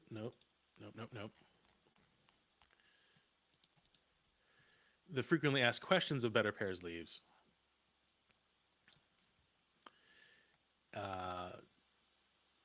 Yes, if you buy, there is a special link for a referral link for Defy the Grid, and also if you use the discount code BetterPears, I believe you'll save 1% of your purchase. So in the precious bullion and gold trade, 1% is a significant deal. Also, if you're buying Goldbacks, you will not get simply Goldbacks from Defy the Grid. You will not get a surcharge for using a credit card. So it's one of the other benefits that they offer through their program there at Defy the Grid. So they're not endorsing this program. They don't endorse BetterPears, but it has been a helpful source for acquiring Goldbacks if they find of interest, if you find them interesting on your side. Okay, let me transition to our next segment.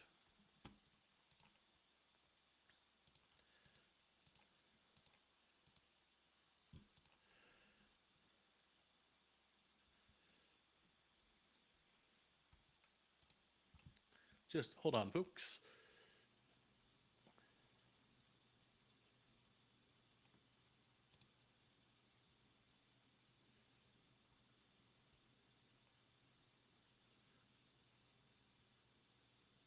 Here we go.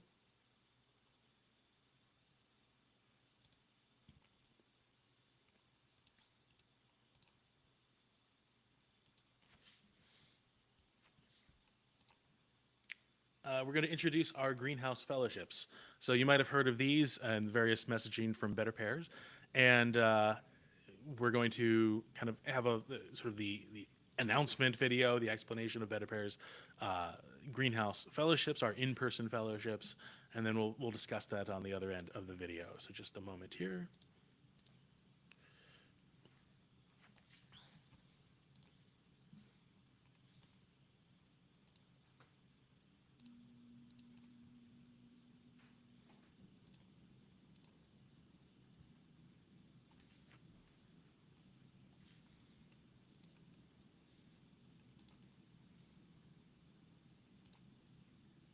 George, we are told, means farmer, but a more literal translation is earth worker, which follows as the farmer's labor is mainly the disposition of matter, such as rich soil for nutrients. He also provides for the plant's air, water, and warmth, but it is God who opens every seed. An educator, like a farmer, leads out others, but does not force them to gain wisdom. These beneficiaries, the learners, along with their educator or guide, form a community in common pursuit.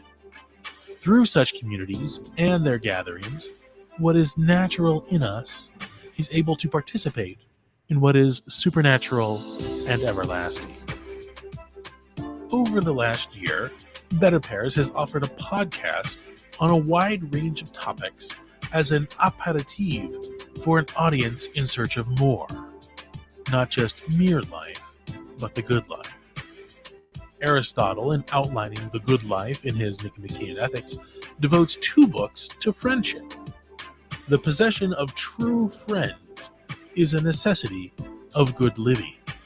Our nature desires connection, the fundamental conclusion of actual navel-gazing.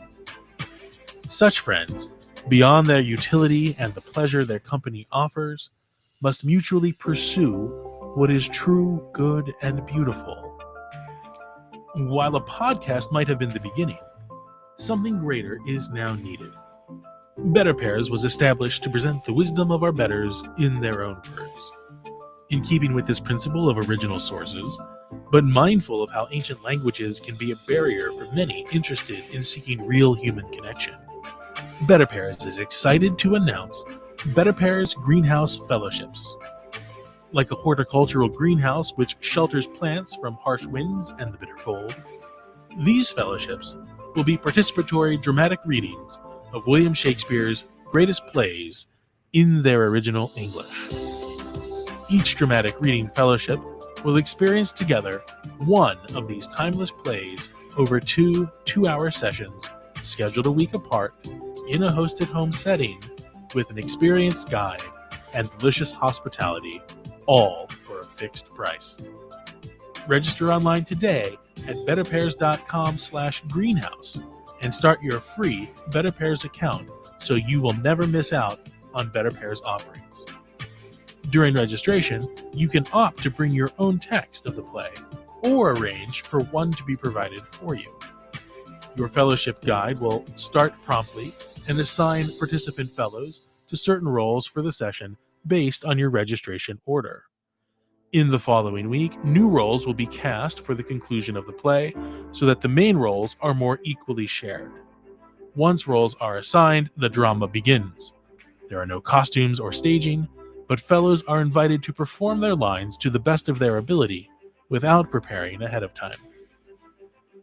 It is in this shared reading and listening, without grade books, inflated egos, or liquid crystal displays, that the plays come alive.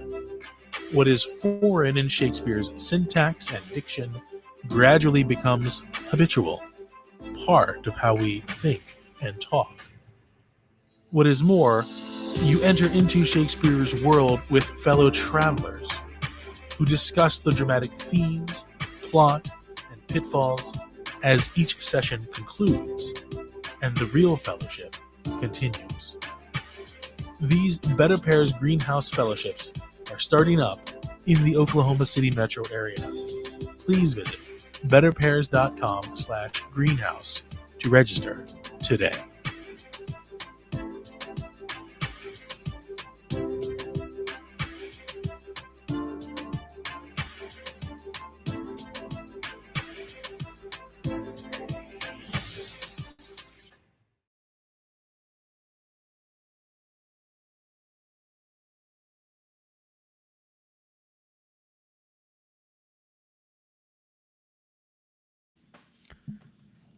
Welcome back.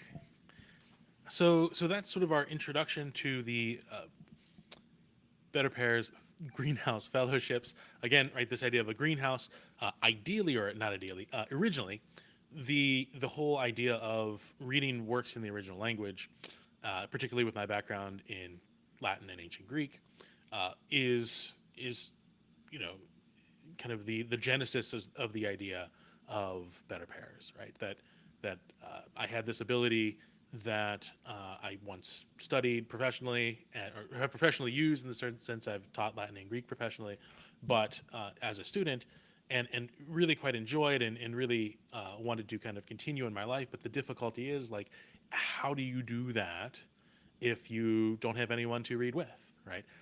You have all these great insights and thoughts, and your mind just is kind of caught up in it, but no one else to share it with, right? And one of the difficulties is trying to find somebody to do that with, and it happens, right?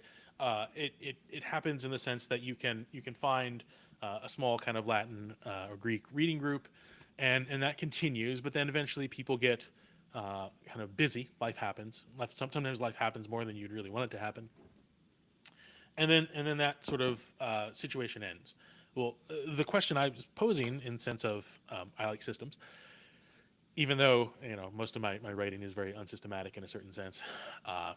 Could there be a way to build a business around getting people together face to face to read things in the original language? And now, granted, most people in Oklahoma, where I'm currently situated, speak English, and therefore having something originally written in English makes the most sense, and therefore ain't sort of a propedeutic or a preparation for perhaps later reading groups of ancient texts in the original ancient languages.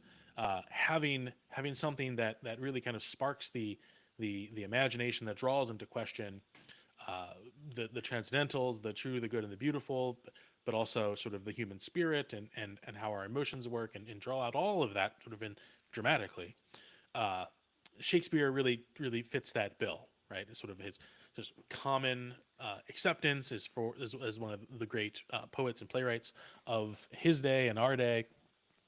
That it offers an opportunity to draw people together in a focused, intentional way, to unlock something that is sitting right there in front of them, right? So everybody with their exciting cell phones has the ability to read a classical work. Project Gutenberg, the font's kind of annoying, but right, it's there.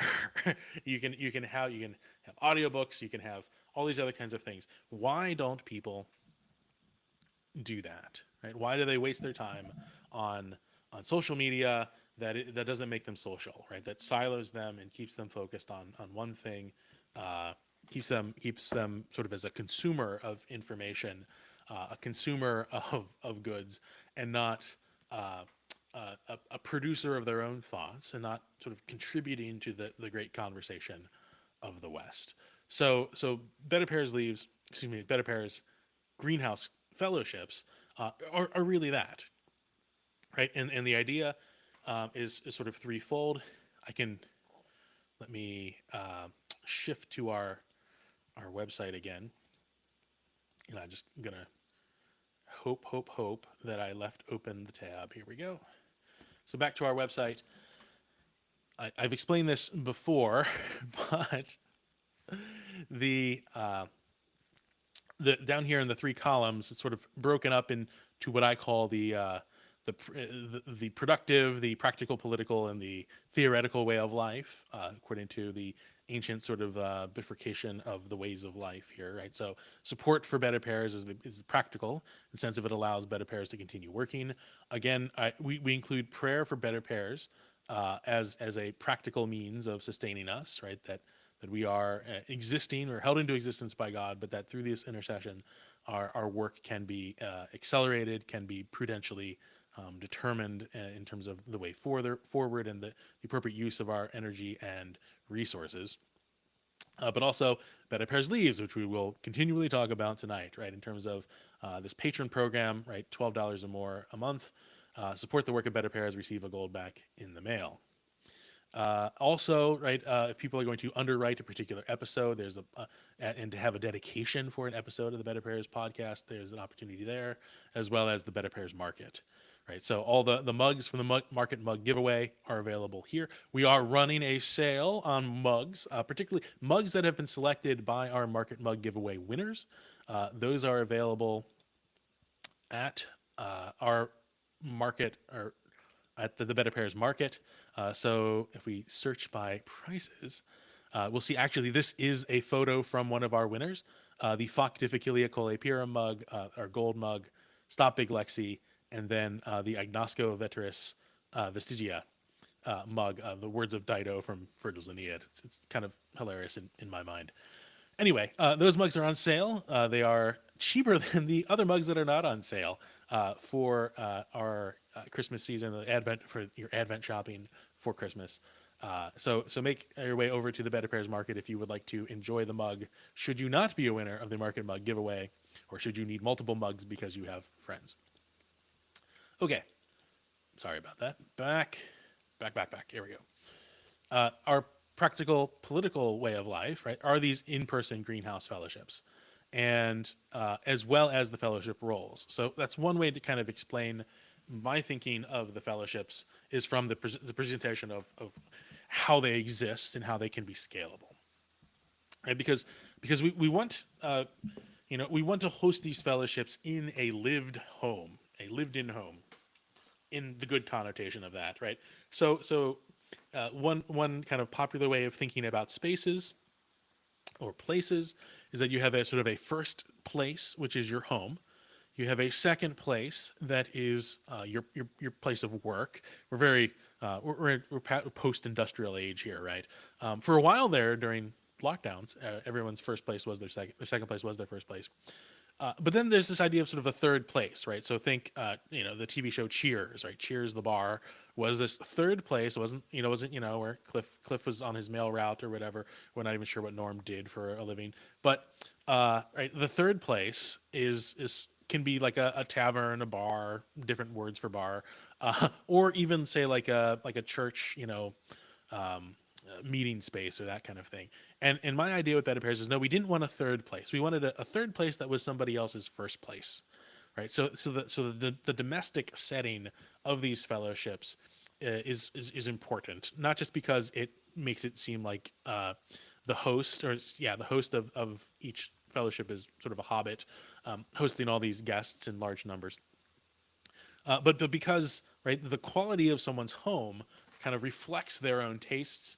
It is a real place, and not just a place that is easily cleaned and kind of industrially cared for, right? That the carpet, the furniture, the tapestries, or the decorations are what those people want to have in their life, what they see as important to them.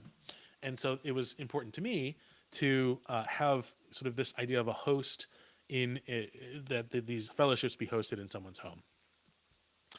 In addition to that, there's sort of the idea of hospitality, right? So while you could just get together and read Shakespeare together, if there's not kind of food and drink, it does seem a little bit like a class. and so this idea of leisure, of being able to enjoy sort of the fruit of the world, the fruit, feeding the body, but then also kind of feeding the soul with the ideas, the things being discussed in the course of the fellowship. And then there comes the guide, right? So host would be sort of the hobbit way of thinking about it, that role. The hospitality is the role of, say, like Elrond, right? Excuse me, I got that kind of backwards, right? The host is sort of the Elrond. The hospitality is kind of like the hobbits. The guide is more along the lines of someone like Aragorn in my Tolkien-esque version of this, right? But the idea is that the guide is not a teacher, although the guide might teach, right? That the guide is like Aragorn. He's not going to kill all the orcs, right? He's going to kill some of the orcs. He's going to kill the necessary number of orcs he needs to kill. But it's somebody who has traveled this road, and this road being the text under consideration before, knows kind of how the path winds, what important things should be discussed, what may be discussed, and basically how to keep everybody on track should the discussion get a little bit off the rails, right? So guiding is just the idea of sort of governance. Gubernator, right, is sort of the helmsman of a ship, and to think that a hulking ship with all the wind and the waves is chartered on a path using a small piece of wood relative to the size of the ship, right? That's kind of what the guide does, right? It navigates the discussion, keeps things going smoothly in terms of what is the expected order of each fellowship. So what do they do? Well, if we click on the fellowship button here, we see one, we were hosting sort of open greenhouse fellowships earlier in the year in the sense of like an open house. But there's the introductory video. We have upcoming fellowships. So starting next Saturday, we're going to be reading in successive Saturdays. So the 7th to the 14th, or not through the 14th, the 7th and the 14th, Shakespeare's The Tempest, which will be our first time reading that. You notice that the first night is an initial dramatic reading. The second night is a concluding dramatic reading. So right now, these are just scheduled for Saturdays. The food service is coffee, tea, and pear service, so fresh pears. Because if you can't, if you got a pear themed business, you probably should serve fresh pears. I do remark that my sister was reviewing the website early on in the development of BetterPears, and kind of remarked that, well, I thought you actually sold pears. And I think not at the time, but my good reaction should have been, yeah, well, there's this company called Apple, and they don't sell apples. But if you come to a BetterPears in-person fellowship, a greenhouse fellowship, you can expect pears. There is going to be for our December and January season here early bird pricing, so you can save $5 off your registration if you're in the Oklahoma City metro area. $5 off your registration if you register before the Monday of the particular fellowship that you're registering for. Right, it helps us understand our numbers and gets people to make a decision to like make plans for the weekend. It's good, gets us moving forward. After the Tempest, right, again, that's a comedy. Then we will have a complete dramatic reading of the Comedy of Errors. Now, the Comedy of Errors is the shortest famous. The shortest famous play by Shakespeare. He has one other one that is not famous, and I can't recall it right now. So it makes more sense to kind of treat that in a single evening fellowship. And so there will be coffee, tea, pears, and regular hors d'oeuvres served at this. The session will be a little bit more expensive in terms of registration cost. Again, the early bird pricing, $5 off, does exist as well for that registration.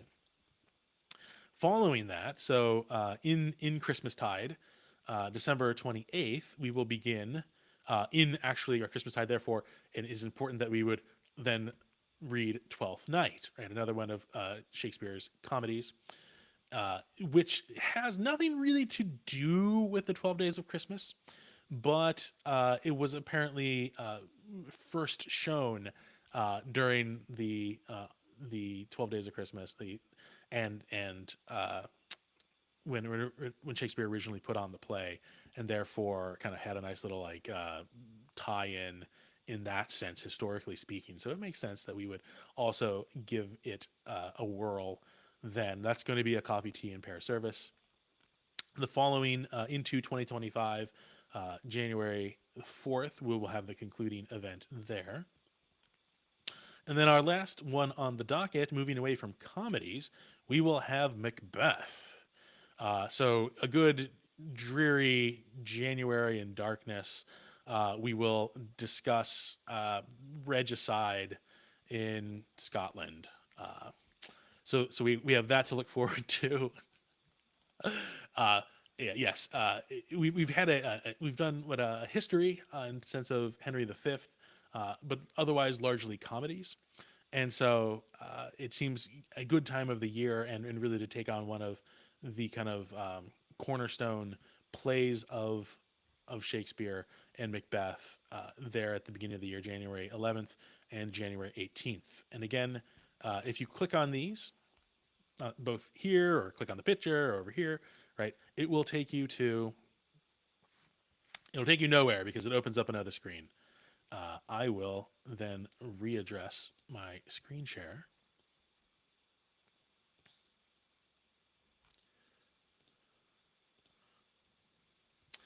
To the wrong page. Wonderful, wonderful. I will readdress my screen share. If I say it louder, it'll work.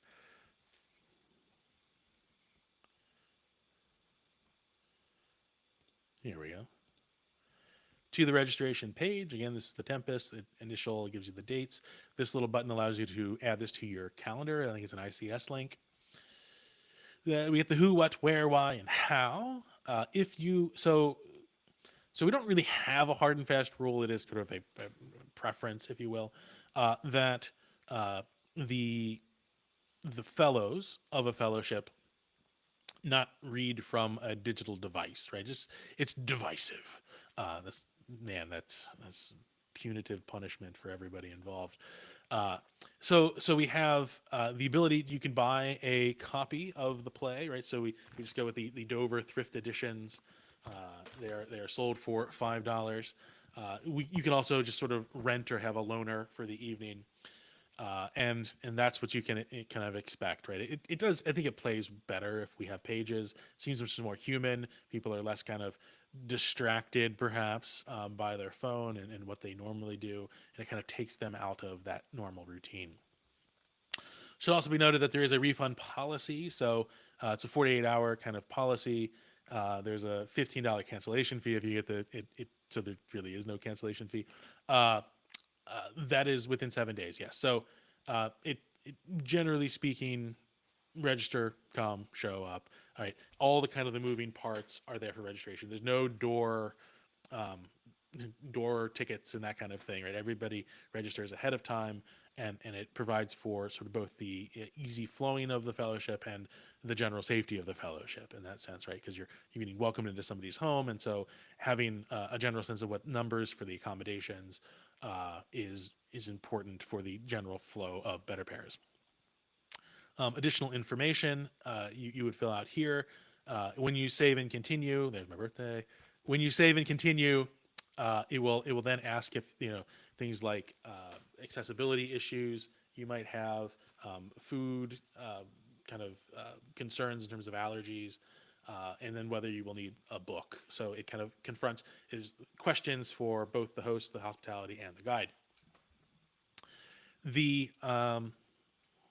What's the other thing?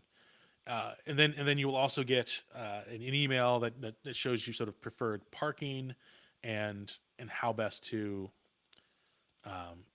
basically kind of all your sort of logistical details get answered through that process.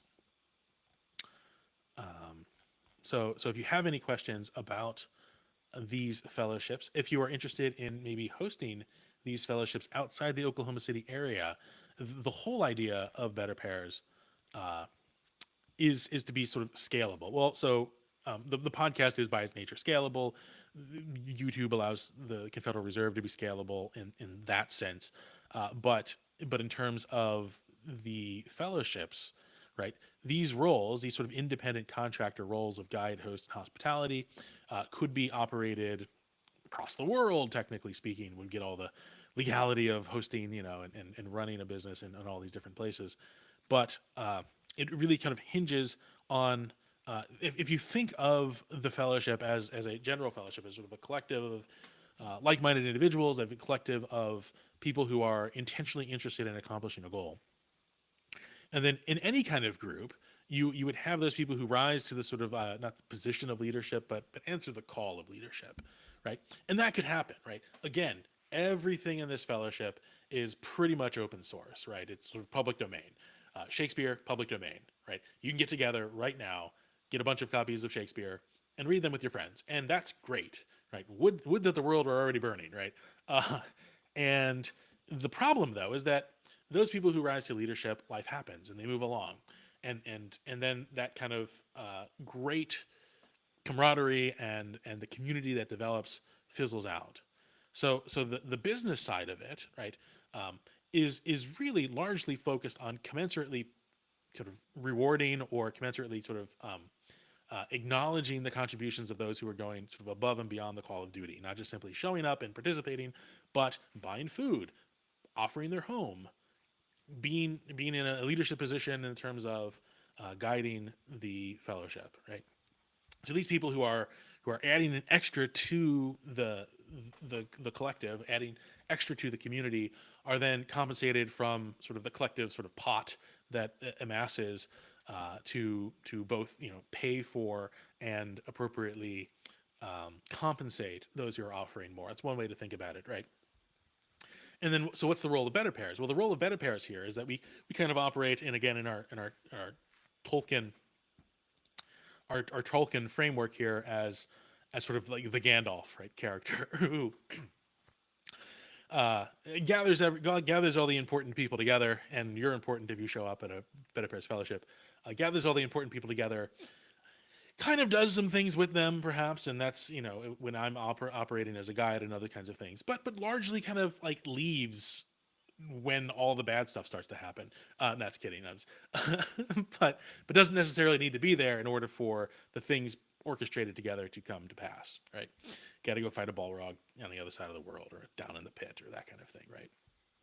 So BetterPears is that organizational hub, provides the structure, provides sort of that consistency, that sort of McDonald's consistency of what to expect, right? What to expect in terms of the roles of guide, host, and hospitality, what to expect in terms of reading something in the original language. That's one of sort of the tenets of BetterPears, is that we read in the original language, because having a conversation where everybody's talking from different translations, you might kind of argue like, oh, it gives us a different feel for the text. Like, yeah, but nobody knows really what the original author said, right? So reading original text in the original language is important to keeping the not in the meaning, but the essence of what BetterPears is. And so BetterPears exists to keep everybody kind of on track at that level.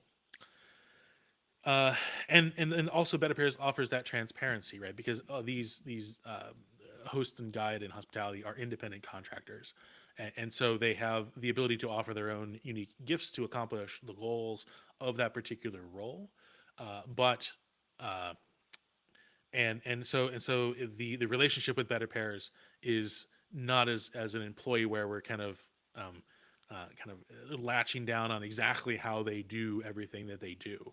Every fellowship is going to have its unique kind of flair given the composition of the contractors in place, and yet there's going to be definitely a way that you feel that this is a BetterPears fellowship experience, wherever that might be.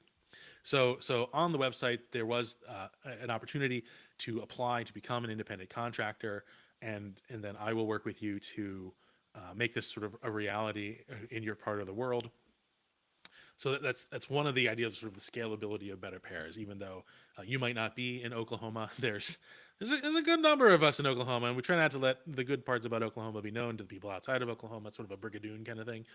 But a large number of people I've heard and also experienced live outside of Oklahoma. If you would like to partake in the fruits of BetterPears in these in-person fellowships, you can apply. You can follow the links there. Again, you can always send me a message at jason@betterpears.com. So again, my email address there at the bottom of your screen. So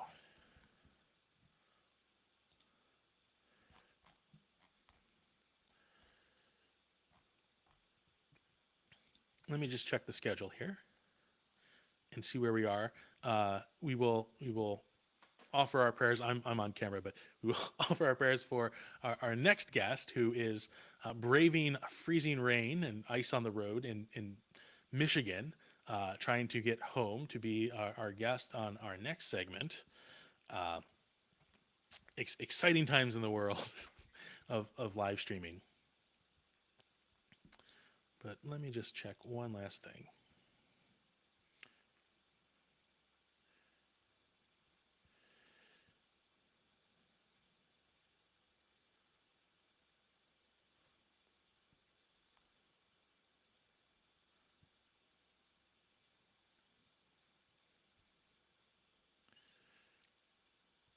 Yes. Okay.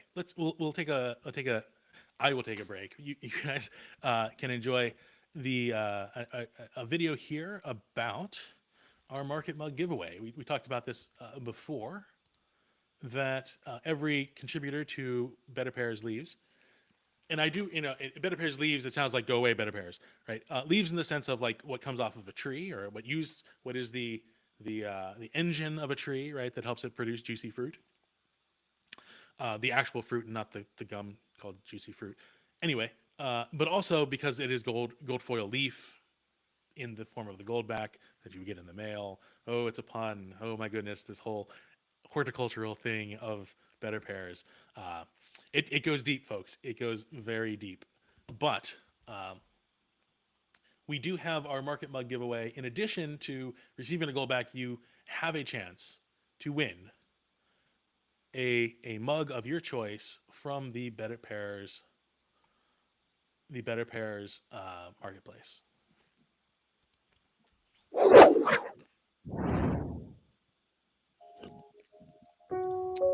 Hello, Dr. Jason Fujikawa here to share with you an exciting new benefit for our BetterPears Leaves contributors.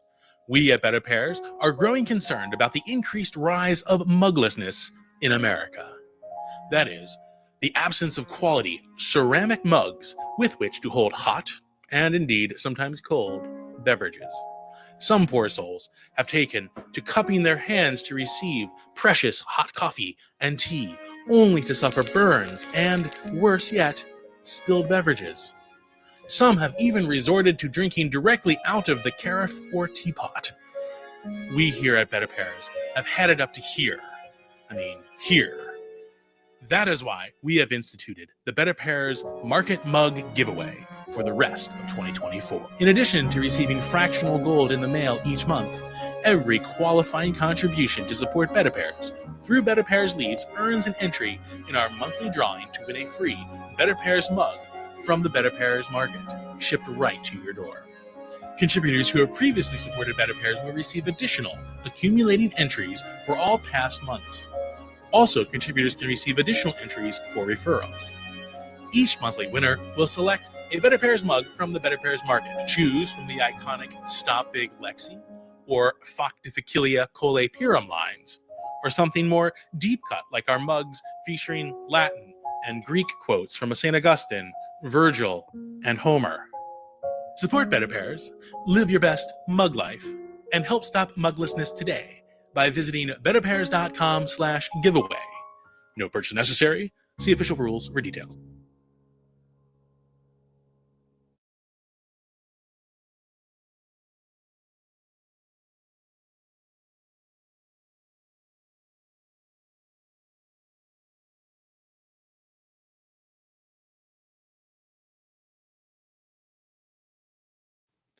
Hello, I am Dr. Jason Fujikawa, and I am on a mission to offer better fruit for the human soul.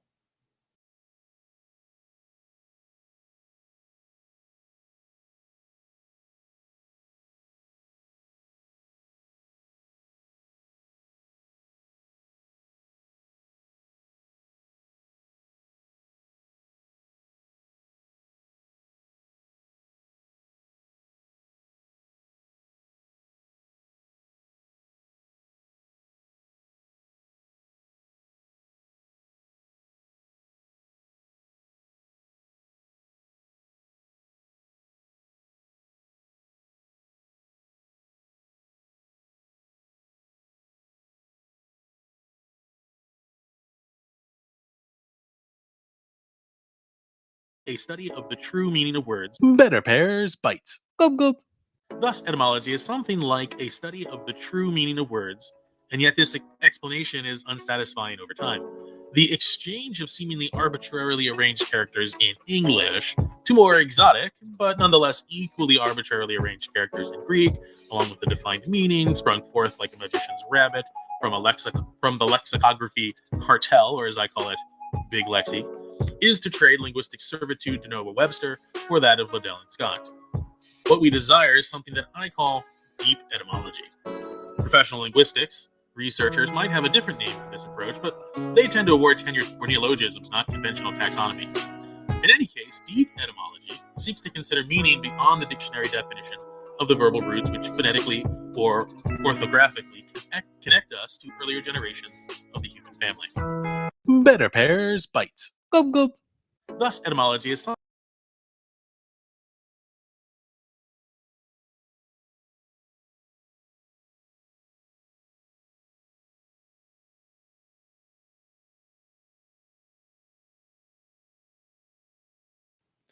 Hello.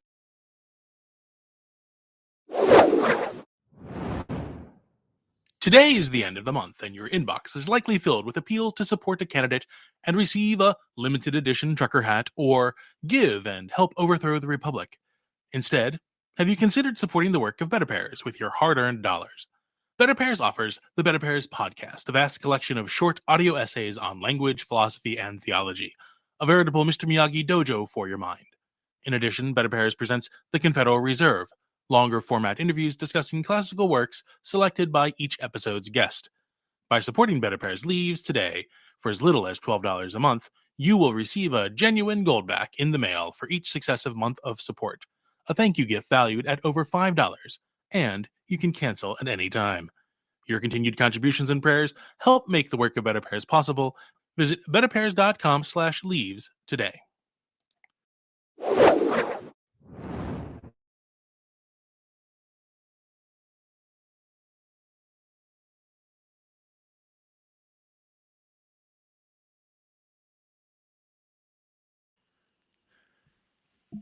Okay, we are going to move on. So that was sort of our segment on the greenhouse courses. And so if anybody's interested, head over to betterpears.com/greenhouse. The in addition to the greenhouse courses, so we have the Confederal Reserve, which is our interview show. We have in-person fellowships, the greenhouse fellowships in particular, William Shakespeare's greatest plays, dramatically read. One thing I did not mention previously is that the selection of characters in the dramatic reading. So it's participatory dramatic reading. It's not just like someone coming there and then one person's reading all the different parts with sock puppets, although we thought of it.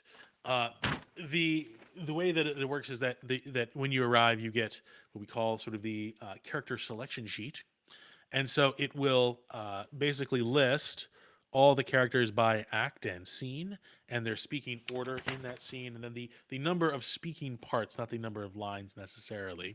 There's sort of highlights for people who have maybe few speaking parts but long monologues as well. And then it kind of runs like the NFL draft or whatever, right? Any kind of draft, technically. That the person who registered first, and in sort of successive order of the order of registration, selects the characters for an act or a series, a number of acts, and those are the parts that they're going to have. They can mark it on their sheet, so everybody knows who's speaking which parts. So it's kind of a delight to see. It kind of keeps things moving and allows sort of a just way of that disbursement, right? You can obviously pass. This is the gamification of the dramatic reading fellowship here. You can pass so that you're better suited for important or famous soliloquies or monologues later on. There's a whole kind of theory behind how that works.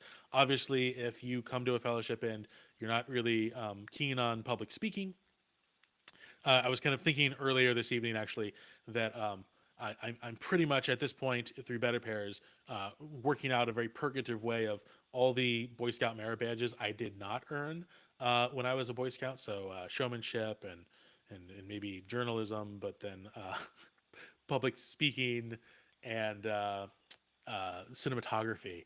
So there's I tried cinematography is a hard one back in the 90s when you're using VHS and little shuttle wheels and everything. It was crazy. Much easier now in the digital world. Anyway, that but each fellowship has sort of a kind of a fun, sort of pleasant feel about it that is something to be enjoyed, but also an opportunity at the end of each fellowship, after all the reading is done and the dramatic reading is done, to have a lively discussion, right? To continue the thoughts, to ask the questions that the work necessarily sort of triggers in us and signifies for us. So that's one thing to really I implore you to kind of think about, particularly if you live in the Oklahoma City area. If you want to bring this to an area near you, reach out to me again at my email. Once I find my email, betterpears.com, but then also Jason at betterpears.com. Take a look at becoming an independent contractor for BetterPears. Okay, that being said, we're going to shift at this hour to the course launch for BetterPears. So you might have gotten much of your holiday shopping done today on Black Friday. God bless you, man. It's wow. But we not only are we launching the course, it's on sale. So to kind of introduce the course, to introduce the course,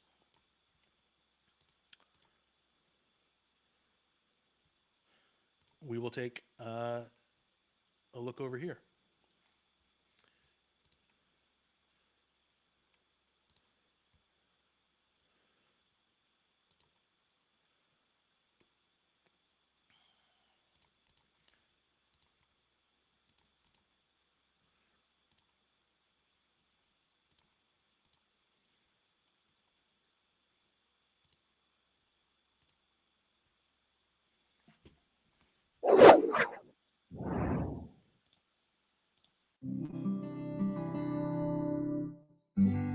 Hello, and welcome. I am Dr. Jason Fugikawa, and this is St. Augustine's Confessions, Book 1, a reading course in 6 sessions. This course can be described as quasi-scripted. Yes, this introduction is scripted, and yes, we will be following the script of St. Augustine himself as we make our pilgrimage through his work one sentence at a time. My introduction, my guidance, however, is unscripted, just as our goal in the course is not a polished translation of the work into English, but rather a deeper interpretation of St. Augustine's wisdom that remains open to spontaneous insight, both yours and mine. This course has been designed with you, the modern student of St. Augustine, in mind.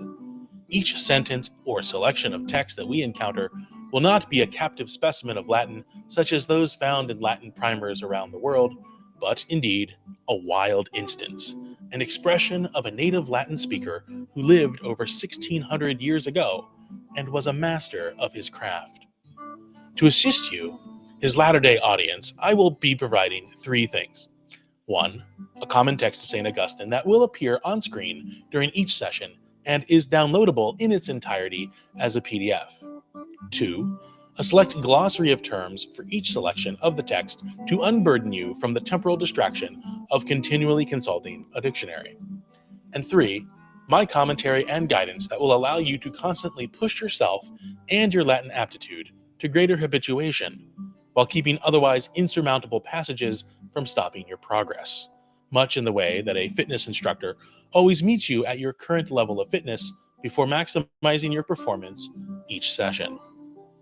These 3 aspects of the course were inspired by the edition of Virgil's Aeneid edited by Clyde Farr, which has allowed innumerable intermediate Latin students to study directly the great poet of the Golden Age. We must also consider our author in this course, St. Augustine of Hippo. G.K. Chesterton, in his biography of St. Francis of Assisi, remarks that a saint is the antidote of his age. The qualities, virtues, and insights of a saint stand sharply against the fallenness of his historical moment, and yet become confused or diffused in later times as the predilections and predispositions of each age change.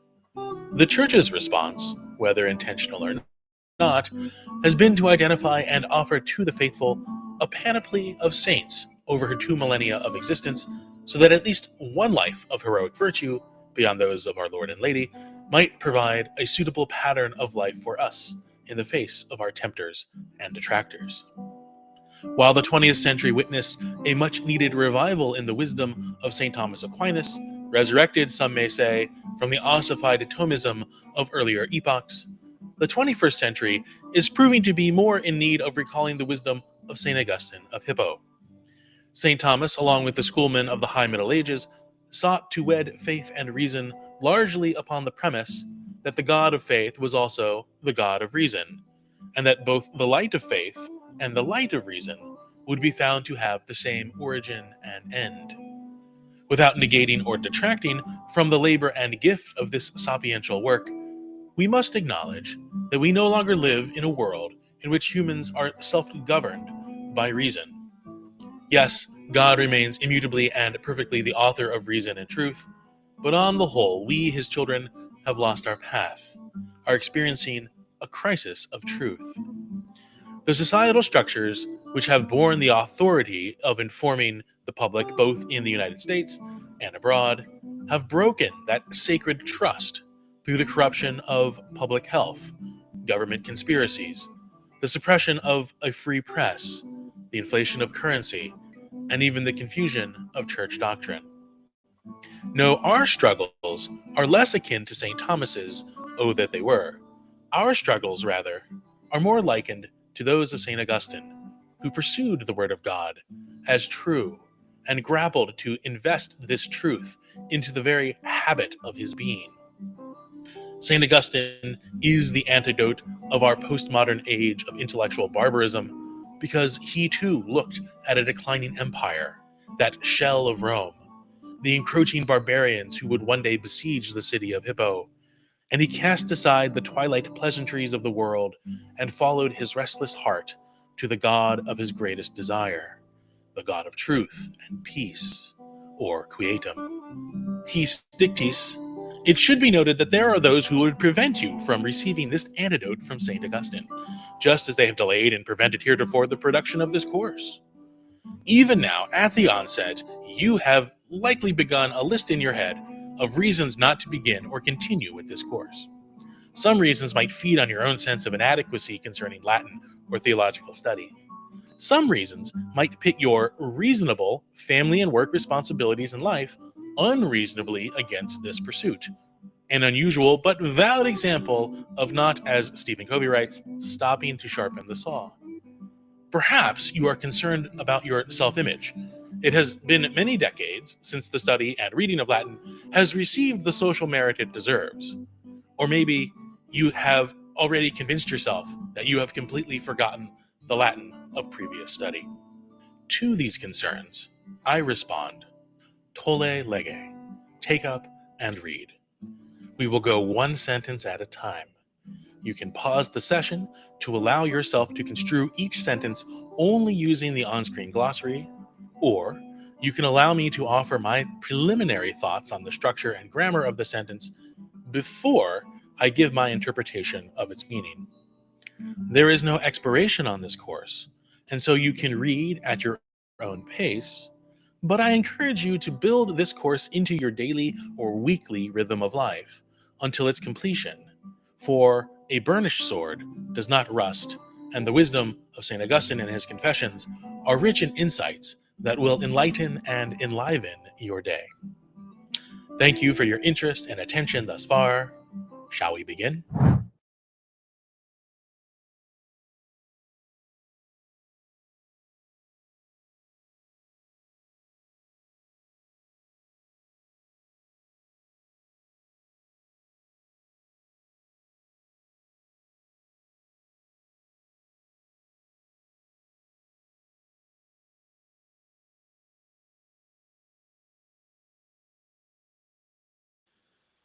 So that's the introduction to the St. Augustine course, our Latin reading course on Book 1 of his Confessions.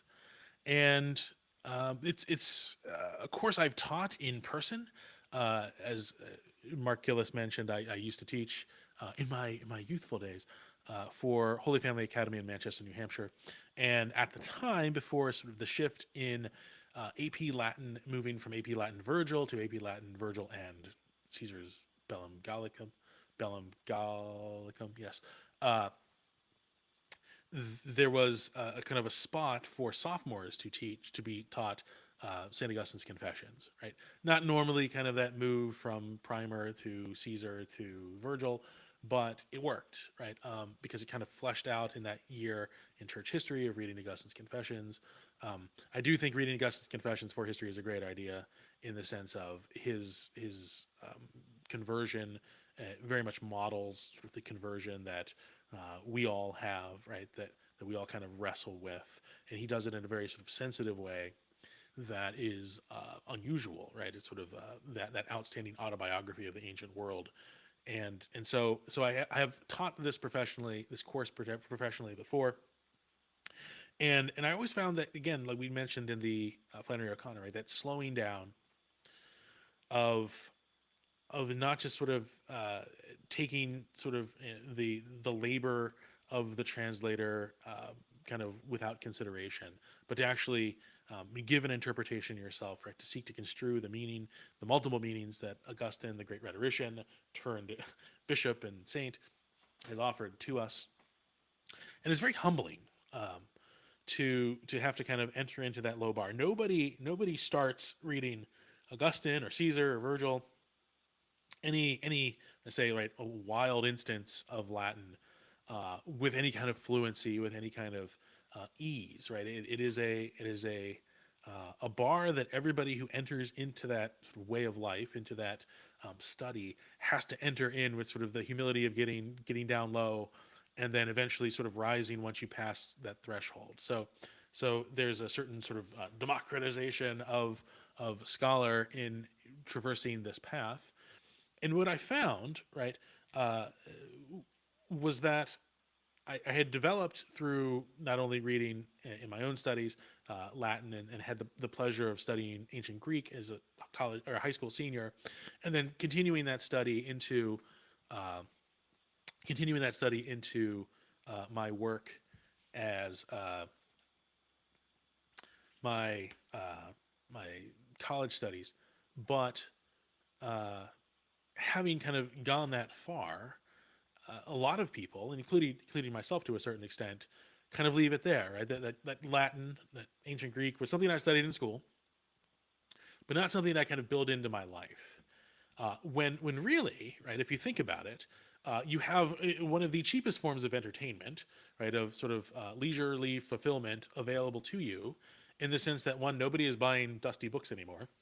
Two, those texts are actually available online for free, and that they provide sort of this wealth of meaning, and also providing kind of right an engagement of your intellect and the time it takes to do that, that keep you from spending money on your entertainment, whether it be a video streaming service, whether it be various sort of sporting events. Not that those things can have legitimate use in their own right, but if you needed to kind of, in an economic downturn that we might be finding ourselves in, if you needed some form of entertainment of leisure in the strong sense, entertainment in the strong sense, will make a strong sense for entertainment.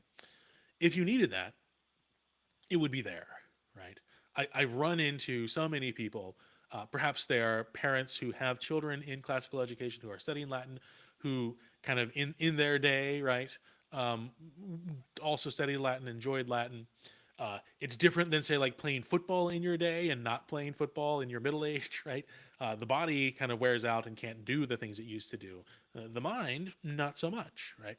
And so, what is to keep an adult engaged in a career, engaged in the needs or the responsibilities of mature, family life and that kind of stuff?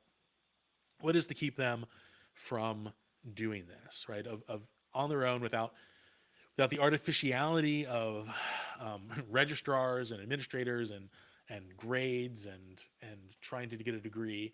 What if you just read a classical work for the joy, for the end of the wisdom, the fruit for your soul that it provides, right? And sort of the inspiration, one of sort of the accidental inspirations for this in my own studies, there were two gentlemen at my time at Fordham University in the Bronx. One was a man named Saul.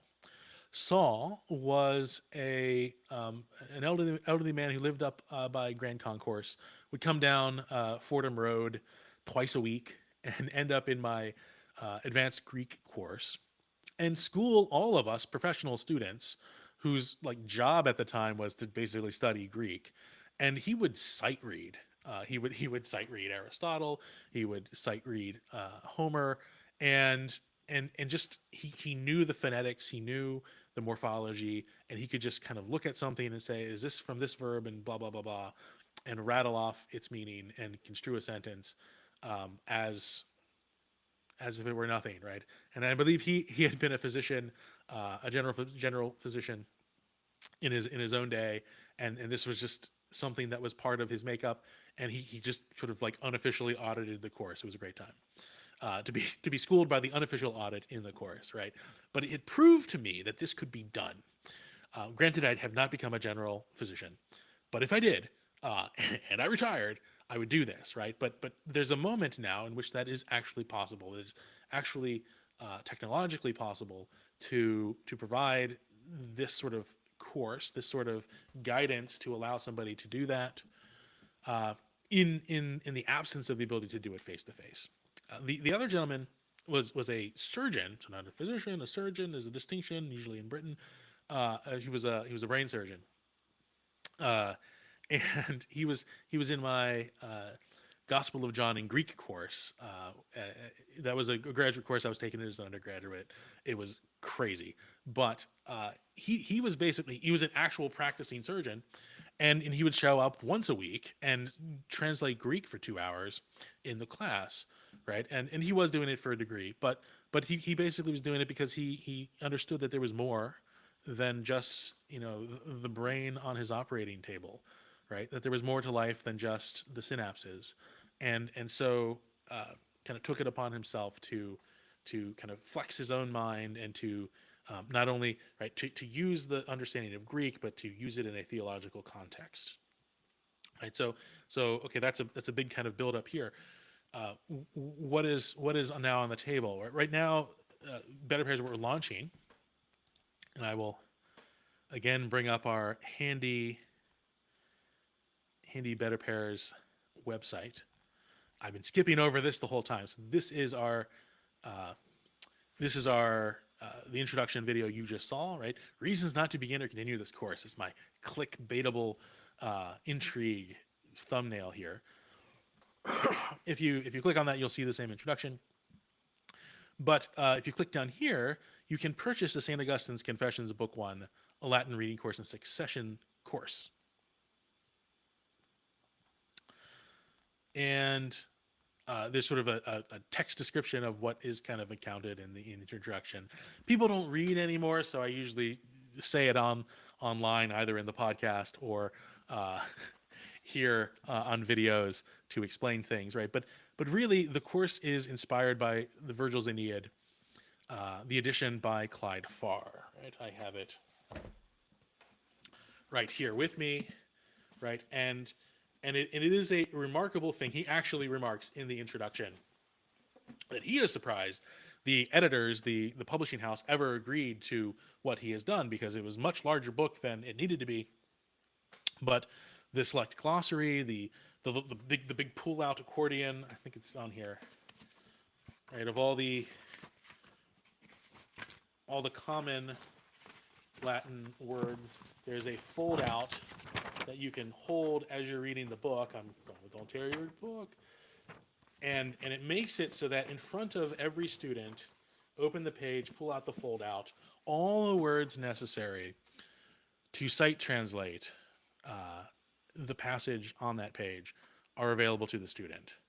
And that means that you can take this book and take it with you and need nothing else really, and translate the Aeneid, which is amazing, right?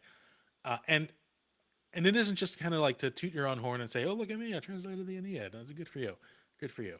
But it doesn't just connect you to Virgil. There's a way that translating an ancient language, different than say translating a modern language or modern text. It connects you with everyone who's ever read that text in the original language, right? Reading Virgil connects you with, John Henry Newman. It connects you with Shakespeare. It connects you with, Thomas More. It connects you with everyone in history. Or St. Thomas Aquinas was very studious from an early age. I wonder if he even read those pagans, right? One would suggest that he's probably read Virgil, right? That this whole idea of a classical curriculum, right? That a classical text is something that is shared in common by the fleet of ships, each individual moving in the same direction, and gives you, right, a kind of a seat in the great conversation, right? A seat at the table of the great conversation.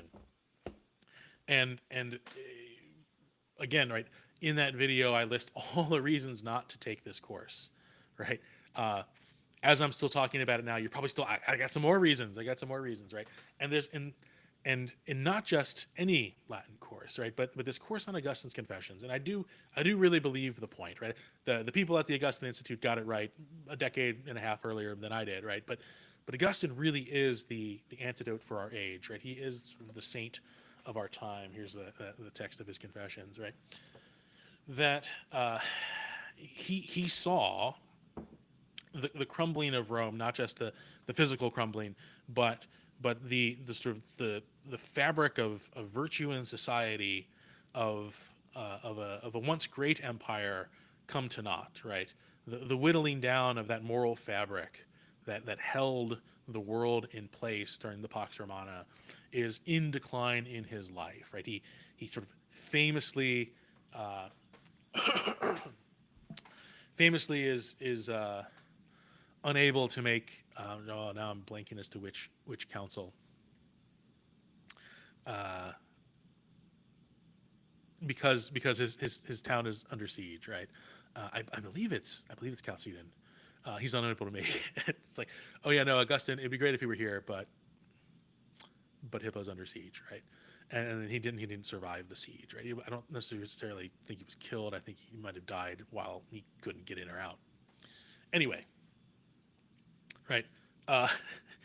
Augustine is looking at this, and the struggle is whether the word of God, right, revealed in Scripture, is true. And there's all these other claimants out there, right? We have sort of a relativism run amok in the Mediterranean, and his life in the Confessions is pursuing truth and thinking he's going to find it in the Manichaeans, thinking he's going to find it in the Platonists, and eventually realizing that that's not where it is. It's in these simple Christians, right? Who he initially derides. He derides it as the religion of his mother, right? But then he comes across Ambrose, and Ambrose changes things. And so that's sort of the nugget, right, of the idea that maybe Augustine's got something here. Maybe if we slow down, if we do something out of the ordinary, if we read his words and let them sit, let them kind of work their magic, work their power, their force, and we start to see through his eyes again, maybe that will be an assistance to us in the troubles that might lie ahead, right? One thing might be assured in your life, that times will get more difficult, right? In different capacities, in different ways, and reading Augustine is I think you can think of very few better things to do outside of the Bible than to look at the Doctor of Grace in this time, and that's kind of a value add that I think I offer to this course, right? Because I will largely point out that I love Latin more than I am sort of a professor of it. Right? Quite literally, not a professor of it. I have an undergraduate degree in classical languages, but I think I always kind of consider Latin as my first love. Right? It was the dawn of a new world of language and meaning, and the interconnectedness of expression that came out. Right? So you will get that. You will get sort of a my desire to kind of understand sort of the truth of something, to kind of unlock the puzzle that every sentence in Latin, and particularly the sentences of Augustine, kind of brings to us.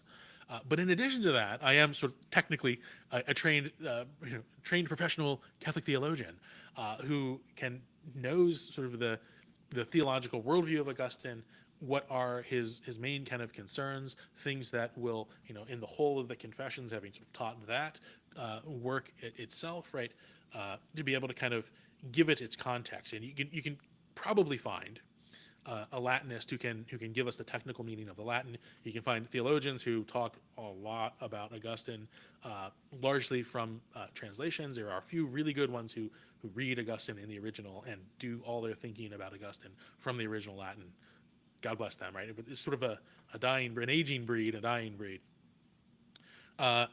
Here I'm offering kind of a little bit of both, right? And I think that's the value add of the course that I'm offering, is that you will get sort of the theological insights paired with sort of a rigorous. Everyone likes rigorous until it's them being rigorously educated. A systematic or a very clearly kind of defined method of reading the text, offering kind of pointers on grammar, allowing you to, at your level of comfort, your level of ability, to engage the text, and then offering an interpretation and construing the sentence. Again, I mentioned I don't like the word translation because I feel like that gives us license to just sort of like flatten it, to stamp it, to like fix it into being and to kind of master it, right? I was interviewing, or I was discussing on the Confederal Reserve with Ellen Toner, and we were reading Northanger Abbey, and the vampirism comes up there, and I'm just going to use that as my segue to talk about vampirism, right? Not necessarily vampires and blood and all that kind of stuff, but largely this idea of like sucking the life out of something. And I think translations allow us too easily to think that we have sucked the life out of a classical work, right?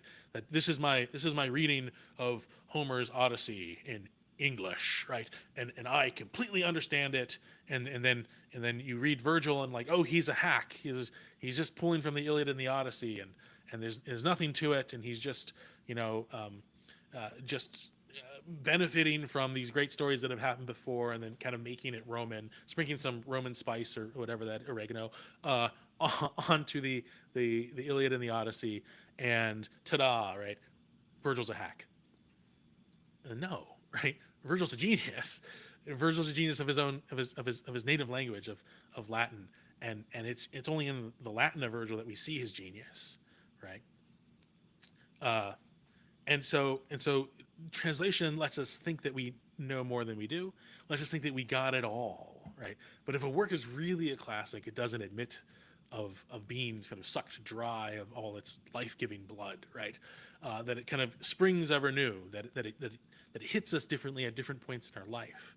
And I think the more we read good classical works, the more we kind of humble ourselves to kind of enter them at their level, right? the level of the author and the author's language. I think the more we come to appreciate that, the more we get to benefit, right, from the different ways it will hit us, not just in one reading, but in multiple readings at different points in our life, having had different experiences, having had different contexts with which to evaluate the actions, the ideas that are presented forth for us. So that's my big pitch for the course. Again, at the bottom, we'll see again our wonderful stellar web systems enrollment page. Just a simple kind of thing. What will happen is this course for you or another person. When you go through that, we are offering a sale. So the current retail price of the course, which you will kind of hold in perpetuity, is $360. We are holding a Black Friday sale for 50% off. So 50% off will get you all 6 sessions. They're currently, so it's also an in production sale. So those courses are in production. It's kind of making its way forward. You can think of this as sort of like a Kickstarter, right? The interest in this is significant of the completion of this project. But for $180, you will get access to the multiple hours. I haven't charted it all out, but we could largely say around 20 hours, 24 hours of working through the text with me. You'll have the text, you'll have the select glossary, you'll have my commentary, and from that alone, right? You don't even have to have necessarily a book with you.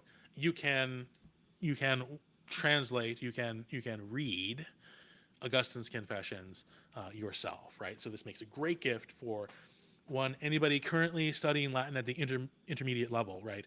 Again, there are a lot of options to study Latin in terms of as introductory Latin. The best way is in person with somebody who knows what they're talking about, right? The next thing is to do something online, usually synchronous, right? You could pick up a Latin primer and do that. You're always going to feel a little awkward to not have somebody to tell you, okay, that was wrong, right? Or that was less right than it could have been.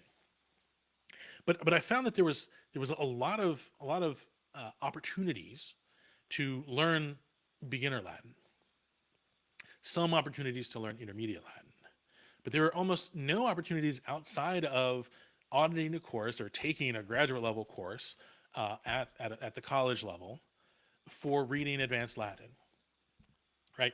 And so I wanted to make a course that was sort of at that level of taking intermediate and making it advanced, right?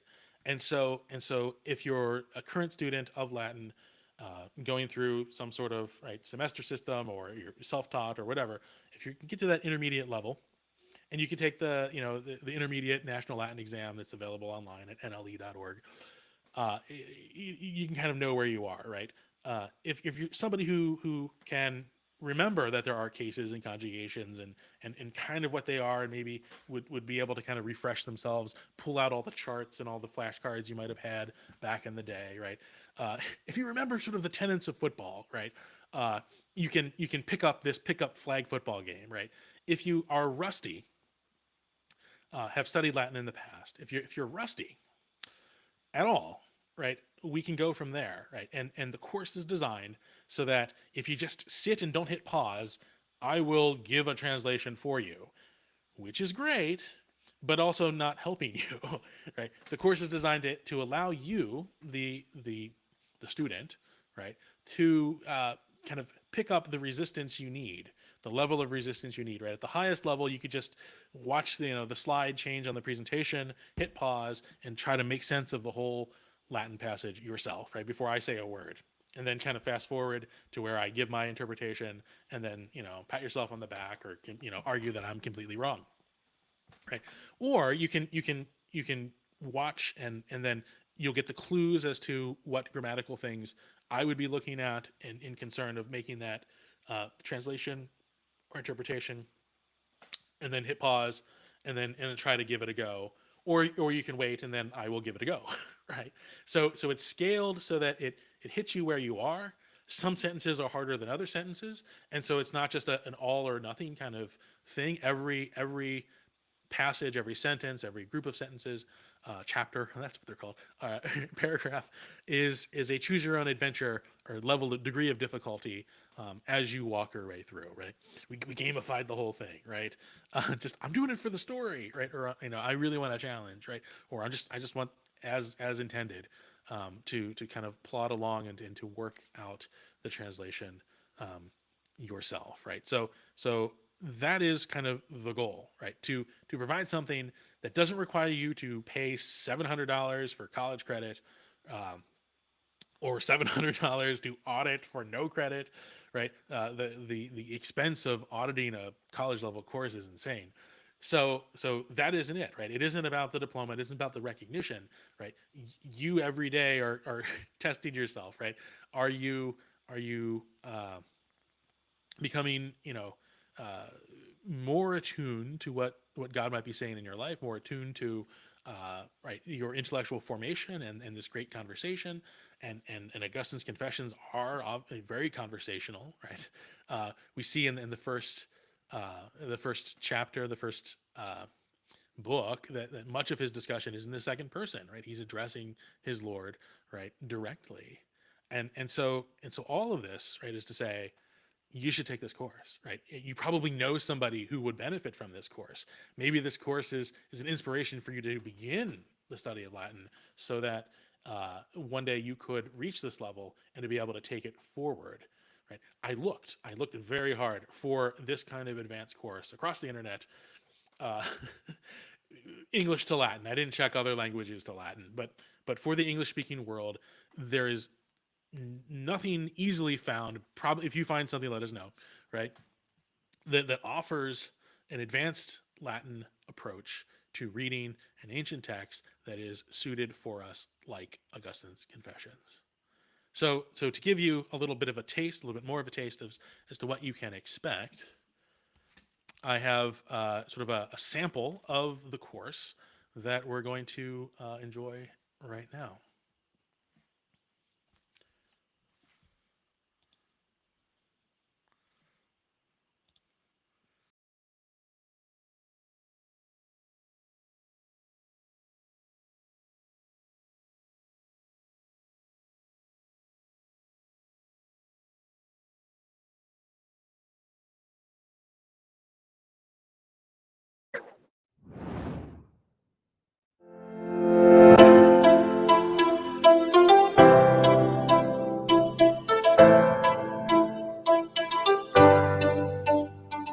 Welcome, I'm Dr. Jason Fugikawa.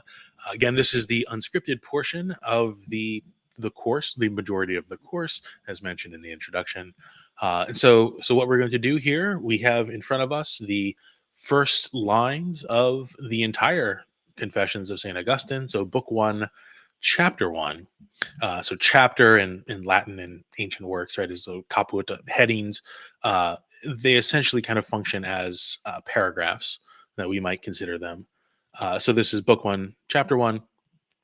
And what we're going to do, it's going to be sort of our process through this entire course, is to I will read the Latin in what is likely a mix between sort of what we call maybe classical Latin or sort of Renaissance Latin and ecclesial Latin. It'll be a hodgepodge. I'm sort of brackish in my own sort of pedigree of Latin pronunciation. I kind of swim in both streams. I'm sort of like the alligator of the Latin speaking community. So just tolerate that. You're going to please no one. You can't please everyone. So just recognize that we're doing our best here. So I will read the Latin and kind of a nice little chunk, a bite-sized chunk. We might subdivide that chunk. We're going to do that here in the first sentence. And then give a little pause. I will try as hard as I can not to seem like Dora the Explorer, but you take it upon yourself to pause the video and then just kind of grapple with the sentence. You have the vocabulary down here. Let me get my little cursor, right? You have the select vocabulary, the glossary down here. You are getting largely basic dictionary definitions. You might have to sort of interpret and kind of renew in your mind, like, okay, so dominus, that is a noun here. Sometimes I mark whether it is an adjective or it is a noun. You might kind of figure that one out just by the terminations of the endings. Adverbs, you can give the gender. We'll have sometimes I'll keep them as participles instead of going back to the root verb here, sort of circumfero. But the whole idea is that I'm giving you enough information to sort of make sense of it, but am not providing more than you would need, so there is some sort of growth in your own kind of knowledge of vocabulary or renewal of vocabulary, and then also that you're getting the dictionary entry and not necessarily the form that we're seeing on the page. And so we'll have to do some morphology in our heads in terms of how is this noun, how is this adjective, well, adverbs are a little bit easier. How are they being used here in this context? So I will read the sentence. There's a time to pause.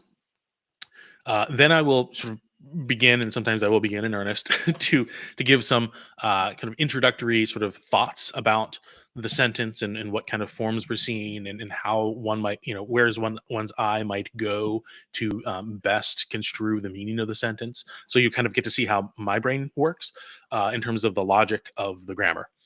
And then I will try, as honestly as I can, to pause again and let you, and you can pause on your end, right? I will pause, noting the pause on my end. You can pause on your end and try with those little clues, little helpful hints to also make sense of the sentence.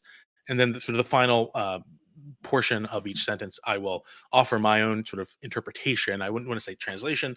Oftentimes the translations will kind of wiggle in the sense of different ways of expressing it in English, because again, our goal is not a polished translation. You can go to a bookstore, if they still exist, an online bookstore, and buy a translation, right? That's not what we're going for. But we realize that, right, the translator is a thief, right, and therefore also a traitor, and can only offer in the target language, the language English in our case, one interpretation, whereas there might be multivalent, might maybe multiple meanings or nuances in the original Latin, and that will be often the case with someone as talented as a rhetorician as Augustine. So I'll give an interpretation, and then we'll move on to the next sentence, right?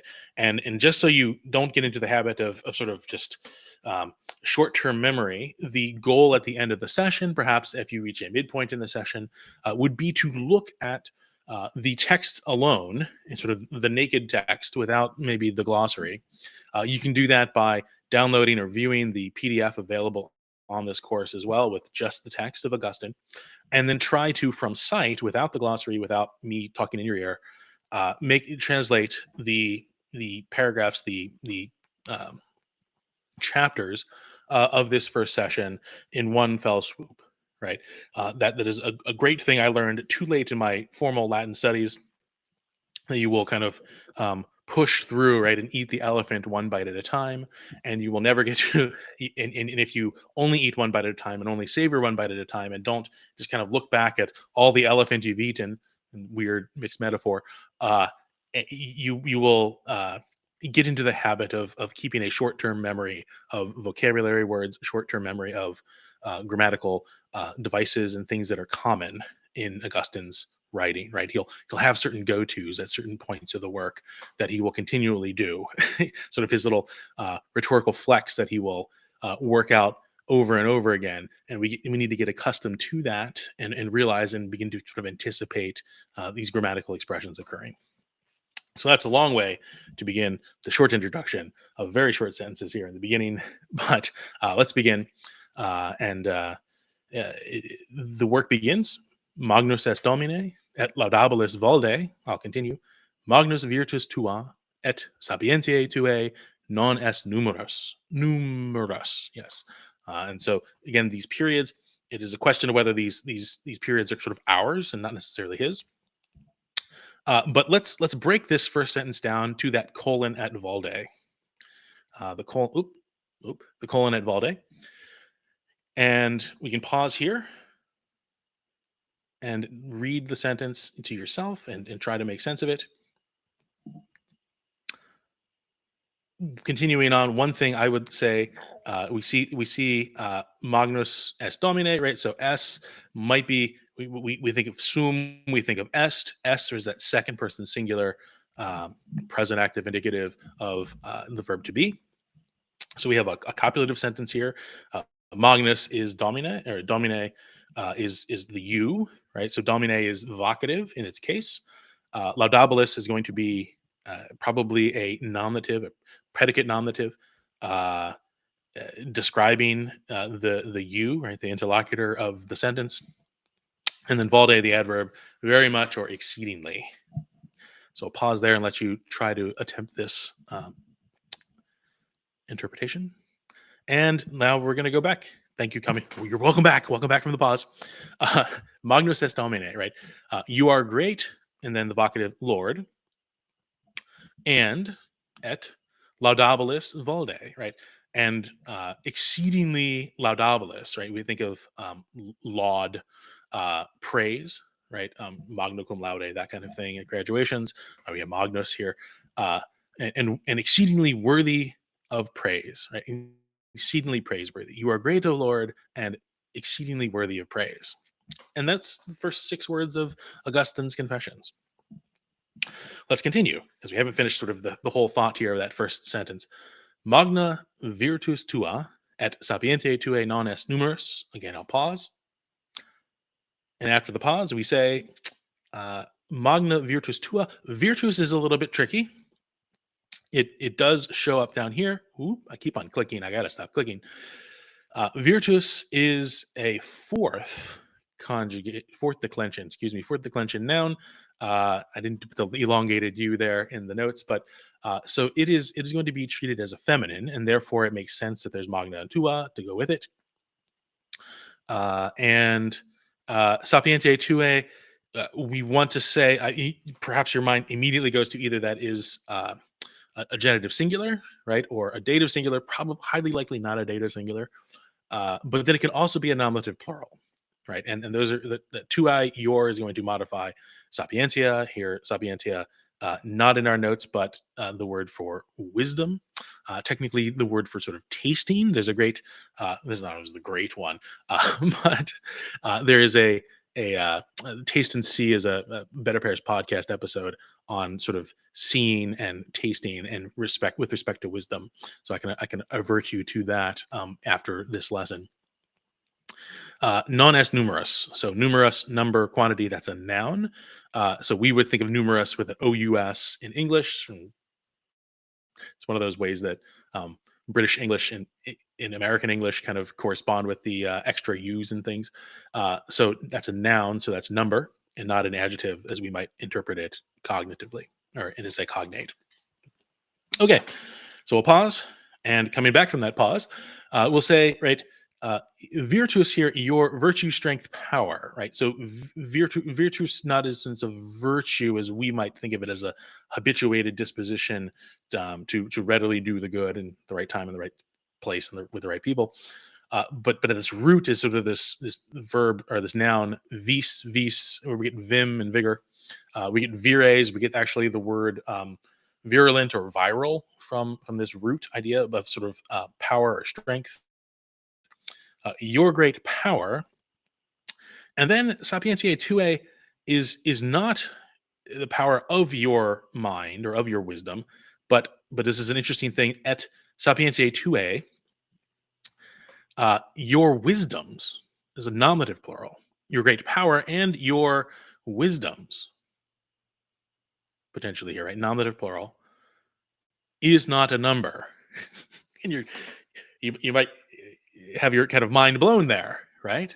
Because you would not expect an est, you would expect a sunt, right? Because we have two things, virtus and sapientiae 2a, your force, your power, and wisdoms. So not only is wisdoms plural, but wisdoms conjoined through the conjunction et with tua, or with tua, virtus tua, magna virtus tua, with virtue. That would be at least three things. And yet we have a non-est numerous, right? And we get this, the meaning there, or the suggestion, right, is that again, right, with God, there's not a multiplicity. There's no sort of partition. There's no division in God. There's the divine unity. And so, while speaking of God's power as great, of showing the sort of the variance or the various levels of His wisdom, He also recognizes that it is not numerous, right? It is not a number. It is a unity, right?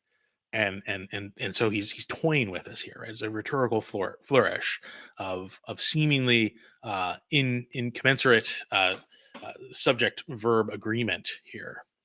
So let's move on.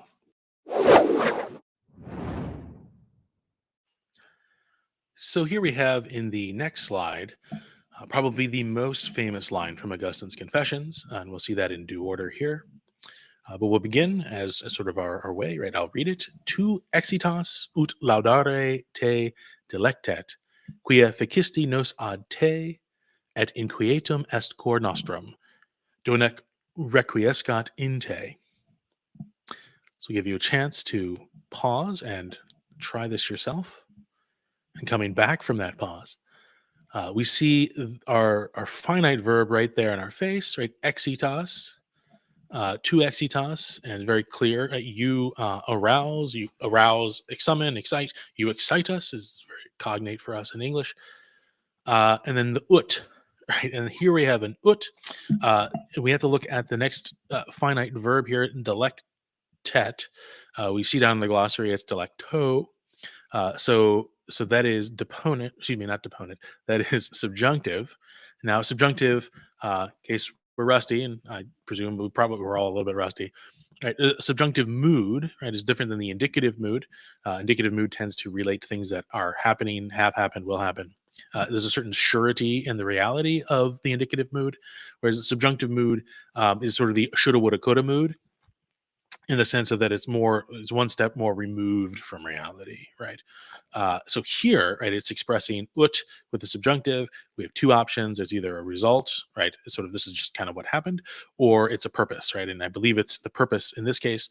You excite us so that, or with the, in order that, right, that he, so we take the homo from the previous sentence, right, carrying over, you excite that he, man, right, delights, right, pleases, laudare te, to praise you. Again, we'll go back one slide, if I can just go back one slide, right?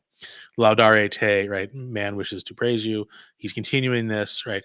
So showing that God is the first mover. Like, isn't that just, oh, man feels sorry for abandoning God and rebelling against him, and by golly, that's good on us. No, God excites us. You excite, so that he desires to praise you.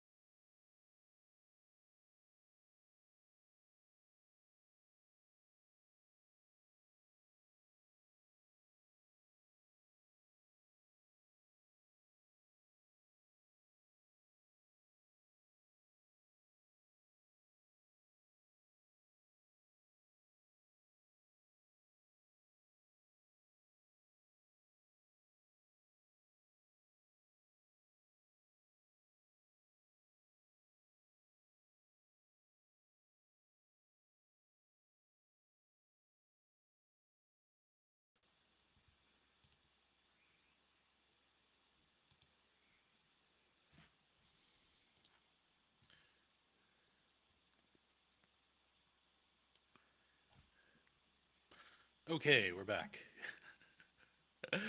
Not sure what happened there. Uh, but, oop, let me double. There we go. Okay, so sorry for the confusion there. Thank you for my watchers who alerted me to that loss there. Um, something happened. It's a live stream. We're all learning this in real time. But that was a sample of the course. The course will not shut down like the live stream. The course will be viewable to you. Currently, it's being hosted through a special link onto the betterpears.com website. We are looking for an LMS that would really allow the course to be taught in the way that I kind of envision it. I've been trying out LMSs, learning management systems online, but have recently decided no, let's it's still in production. Let's make it work through the website, and we'll be developing that as the production continues. Our actually, we will take a look briefly here. We'll have just a reminder for those maybe joining us late. Um, the the Better Pairs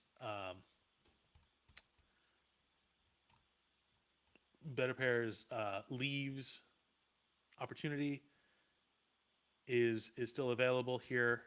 We are seeking additional patrons for Better Pairs to continue the work of Better Pairs, to provide sort of a stability and a cushion for us to continue our work to develop in-person fellowships, to continue developing the conversations and offering models for having lively discussions on classical works in the great tradition. So to continue the work of Better Pairs, we're making our appeal. I'm making the appeal to for you to become a patron of Better Pairs today, here during the live stream or shortly after. You can do it now. It doesn't ask you that many questions. But to finish out our evening together, we're having a first. The Better Pairs podcast was started 2 years ago, uh, in October of 2022, and largely the idea behind the podcast was I had some ideas that I wanted to share. And normally, as a teenager in the '90s, you would have a blog, and the beautiful thing about a blog is that nobody would read it. And true to form, uh, very few people do read blogs these days. What they do is they listen to podcasts, right? And so I often think that I have a lot of fun writing uh, puzzling sentences or quirky sentences that might have multiple meanings. And if I don't inflect it correctly, if you're just reading it yourself, you might miss out on it.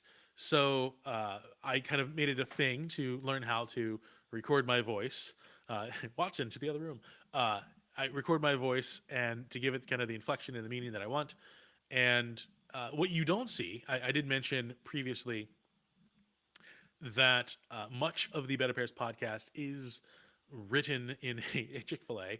It was Panera for a while, but now it's Chick-fil-A, and that kind of piece. And then there's an editing process.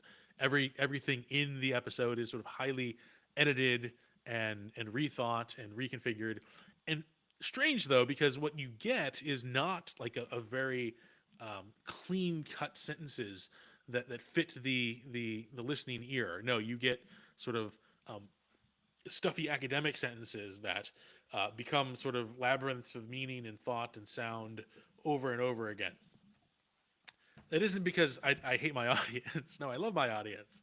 And so perhaps maybe the ideal way of enjoying the Better Pairs podcast is to go to our site, Better Pairs Preserves, because again, pair preserves. Go to Better Pairs Preserves at betterpairs.com/preserves and to kind of read along and to listen as you listen to the Better Pairs podcast. Although you can often just listen as well. I do note that this is not a driving podcast. This is not a working with heavy machinery or anything really sharp. So like folding laundry, sitting on the patio after you've just touched some grass, drinking a tea or coffee depending on the time of day and your proclivity towards tea or coffee or maybe a beer, and enjoying. So one of the things that happens is that there's many sort of edits in the reading of the Better Pairs podcast. And you're not going to get that tonight. You're going to get kind of the full deal. This is the unplugged version of the Better Pairs podcast. So I hope you enjoy. This is Better Pairs Season 3, Episode 10, Critical Thinking. All the world's a stage, and all the men and women merely players. Hypocrites, every last one. Aristotle's word for dramatic actor in his Poetics is, surprisingly, Hippocrates. Hippocrates. Which is not so much a comment on their moral rectitude, but rather their status generally as human beings. The actors in ancient dramas portrayed pagan gods and potent monarchs. The actors, often behind the masked visage of their characters, had not the potency of their dicta. The strength, or kratos, thus lacking results in the prefix hupo, in English, hypo. Might and strength, like that sought by so many a tragic protagonist, is still sought on worldly stages, both great and small, wielded under the guise of criticism and the modifier critical. Proponents of critical thinking believe that the ability to dismiss or disregard data and arguments which are faulty, irrelevant, or unduly biased is a liberating process for minds young and old. What remains to be proven is that such a process of critical thinking is distinct from the pursuit of truth by thinking generally understood. Is the championing of critical thinking a Pyrrhic victory, reducing the essence of thinking in general, just as justice has been diminished by the pleonastic modifier social? Does the rise of critical thinking correlate to a decline in intellectual traditions, thinking in common, thinking in which kratos, the cudgel of private judgment, asserts free will at the cost of isolating ideas and siloing discourse? Notably, the modern discourse on method is conducted by Descartes in the solitude of an empty stove-heated room, while the ancient writings of Plato are pitched in open dialogue. The teachings of Aristotle are strewn as a diligent pupil's lecture notes. Critical thinking, as a solitary endeavor in the court of personal bias, Greek biē for force, and opinion opined without certitude, is as fruitless as solitary prayer, that is, prayer to no one. While the spiritual masters of the Christian world have at times sought the solitude of the desert, their prayer, unlike Descartes' cogito, was never solely their own. Like the broader intellectual tradition in which they participated, the truth of their thoughts, the interlocutor of their prayers, was always a who more so than a what. Who is truth is always the arbiter of thoughts and thinking. Whatever power, force, or kratos is brought to this thinking must come from him, remain grounded in him, if we are to become anything more than hypocrites. So transducive is the accurate disposition of kratos in all things critical, the art critic must articulate correspondence to the order and form of transcendent beauty, and not the aberrations of fallen sense and sensibility. The critic of public policy, of leadership, and the man in the arena must remain grounded in what is true and good, from which authentic criticism finds its source and summit, its origin and end. What then is thinking, since its modifier must remain in this manner grounded? What of the mind and its manner of operation, which seems so vital to life, examined or otherwise? Perhaps two distinctions among many possible will best benefit our present inquiry. The first distinction is between two verbs, skio and nosko, a distinction more noted among speakers of Romance languages, though still expressed in English between knowing and recognizing. This distinction is expressed by Blaise Pascal's famous couplet, Le cœur a ses raisons que la raison ne connaît point. The heart has reasons that reason does not know. Our hearts are tied to recognition and perhaps even cognition, in which the cumulative prefix cog, assimilated from the Latin preposition cum, is graphed onto nosco. Scio and its derivative scientia, or science, is the knowing of sensible signs and logical notions. Scio is our window to a world in which we found ourselves as infants.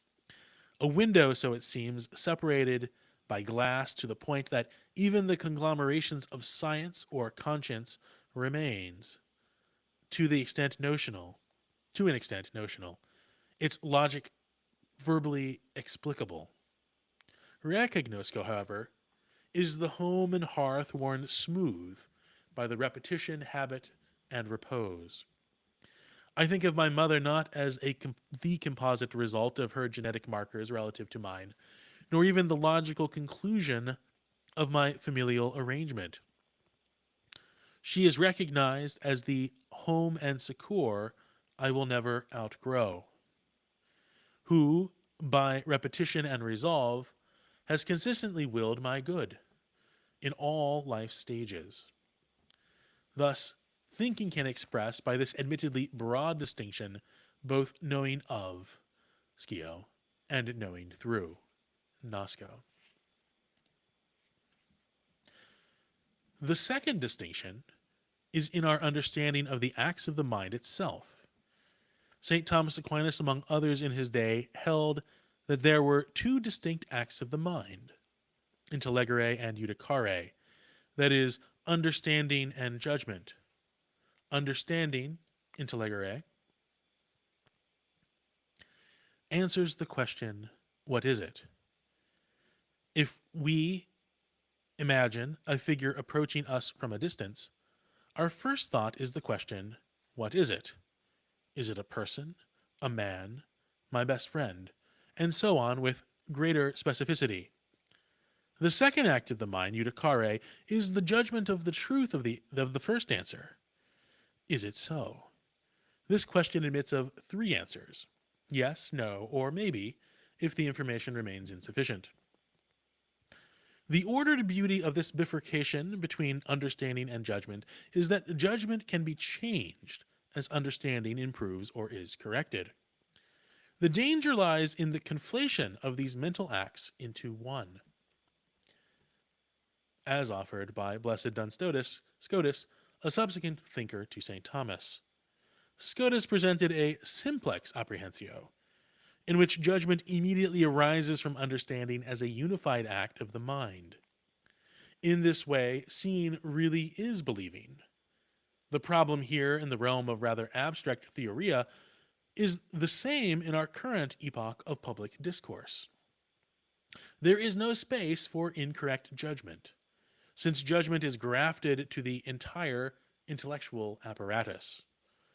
The modern problem is that if I am wrong, my entire intellect, and me as a purported Cartesian intellect trapped in a bodily machine, is wrong. Such people cannot have erroneous ideas. They can only be erroneous people. Pitched in such a battle, logos gives way to kratos, and critical thinking becomes the watchword and currency of thought oppression. The way out of the critical thinking arms race is not by more impressive credentials, bigger megaphones, or higher speaking platforms. It is rather a radical realism rooted in regal authority, founded by the actor or actor, who is not acting yet pure act. Critical thinking, or what our betters termed simply thinking, must begin at the beginning and discover again the worth of words, that is, their truth, even if that requires casting one step, 1 foot, 1 pod at a time. And that was episode 10 of the BetterPears podcast, season 3. Thank you again for joining us tonight. Again, if you have not already, please head on over to betterpears.com and become a patron of BetterPears Leaves today to enjoy the continued work of BetterPears, to receive your monthly Goldback in the mail, to receive an entry for the BetterPears Market Mug giveaway every month for the rest of the year at least. And also, thank you for our special donors who are receiving a sticker, the BetterPears sticker, the special extra bonus this month for your support of BetterPears. So with that, again, thank you all for your attention this evening. And thank you again for my guests, Mark Forrester, Mark Gillis, who joined us earlier in the evening. For those who attempted to join us but were prohibited by weather and technology and other kinds of things, thank you for your attention, and God bless and have a good night. Catch you all later.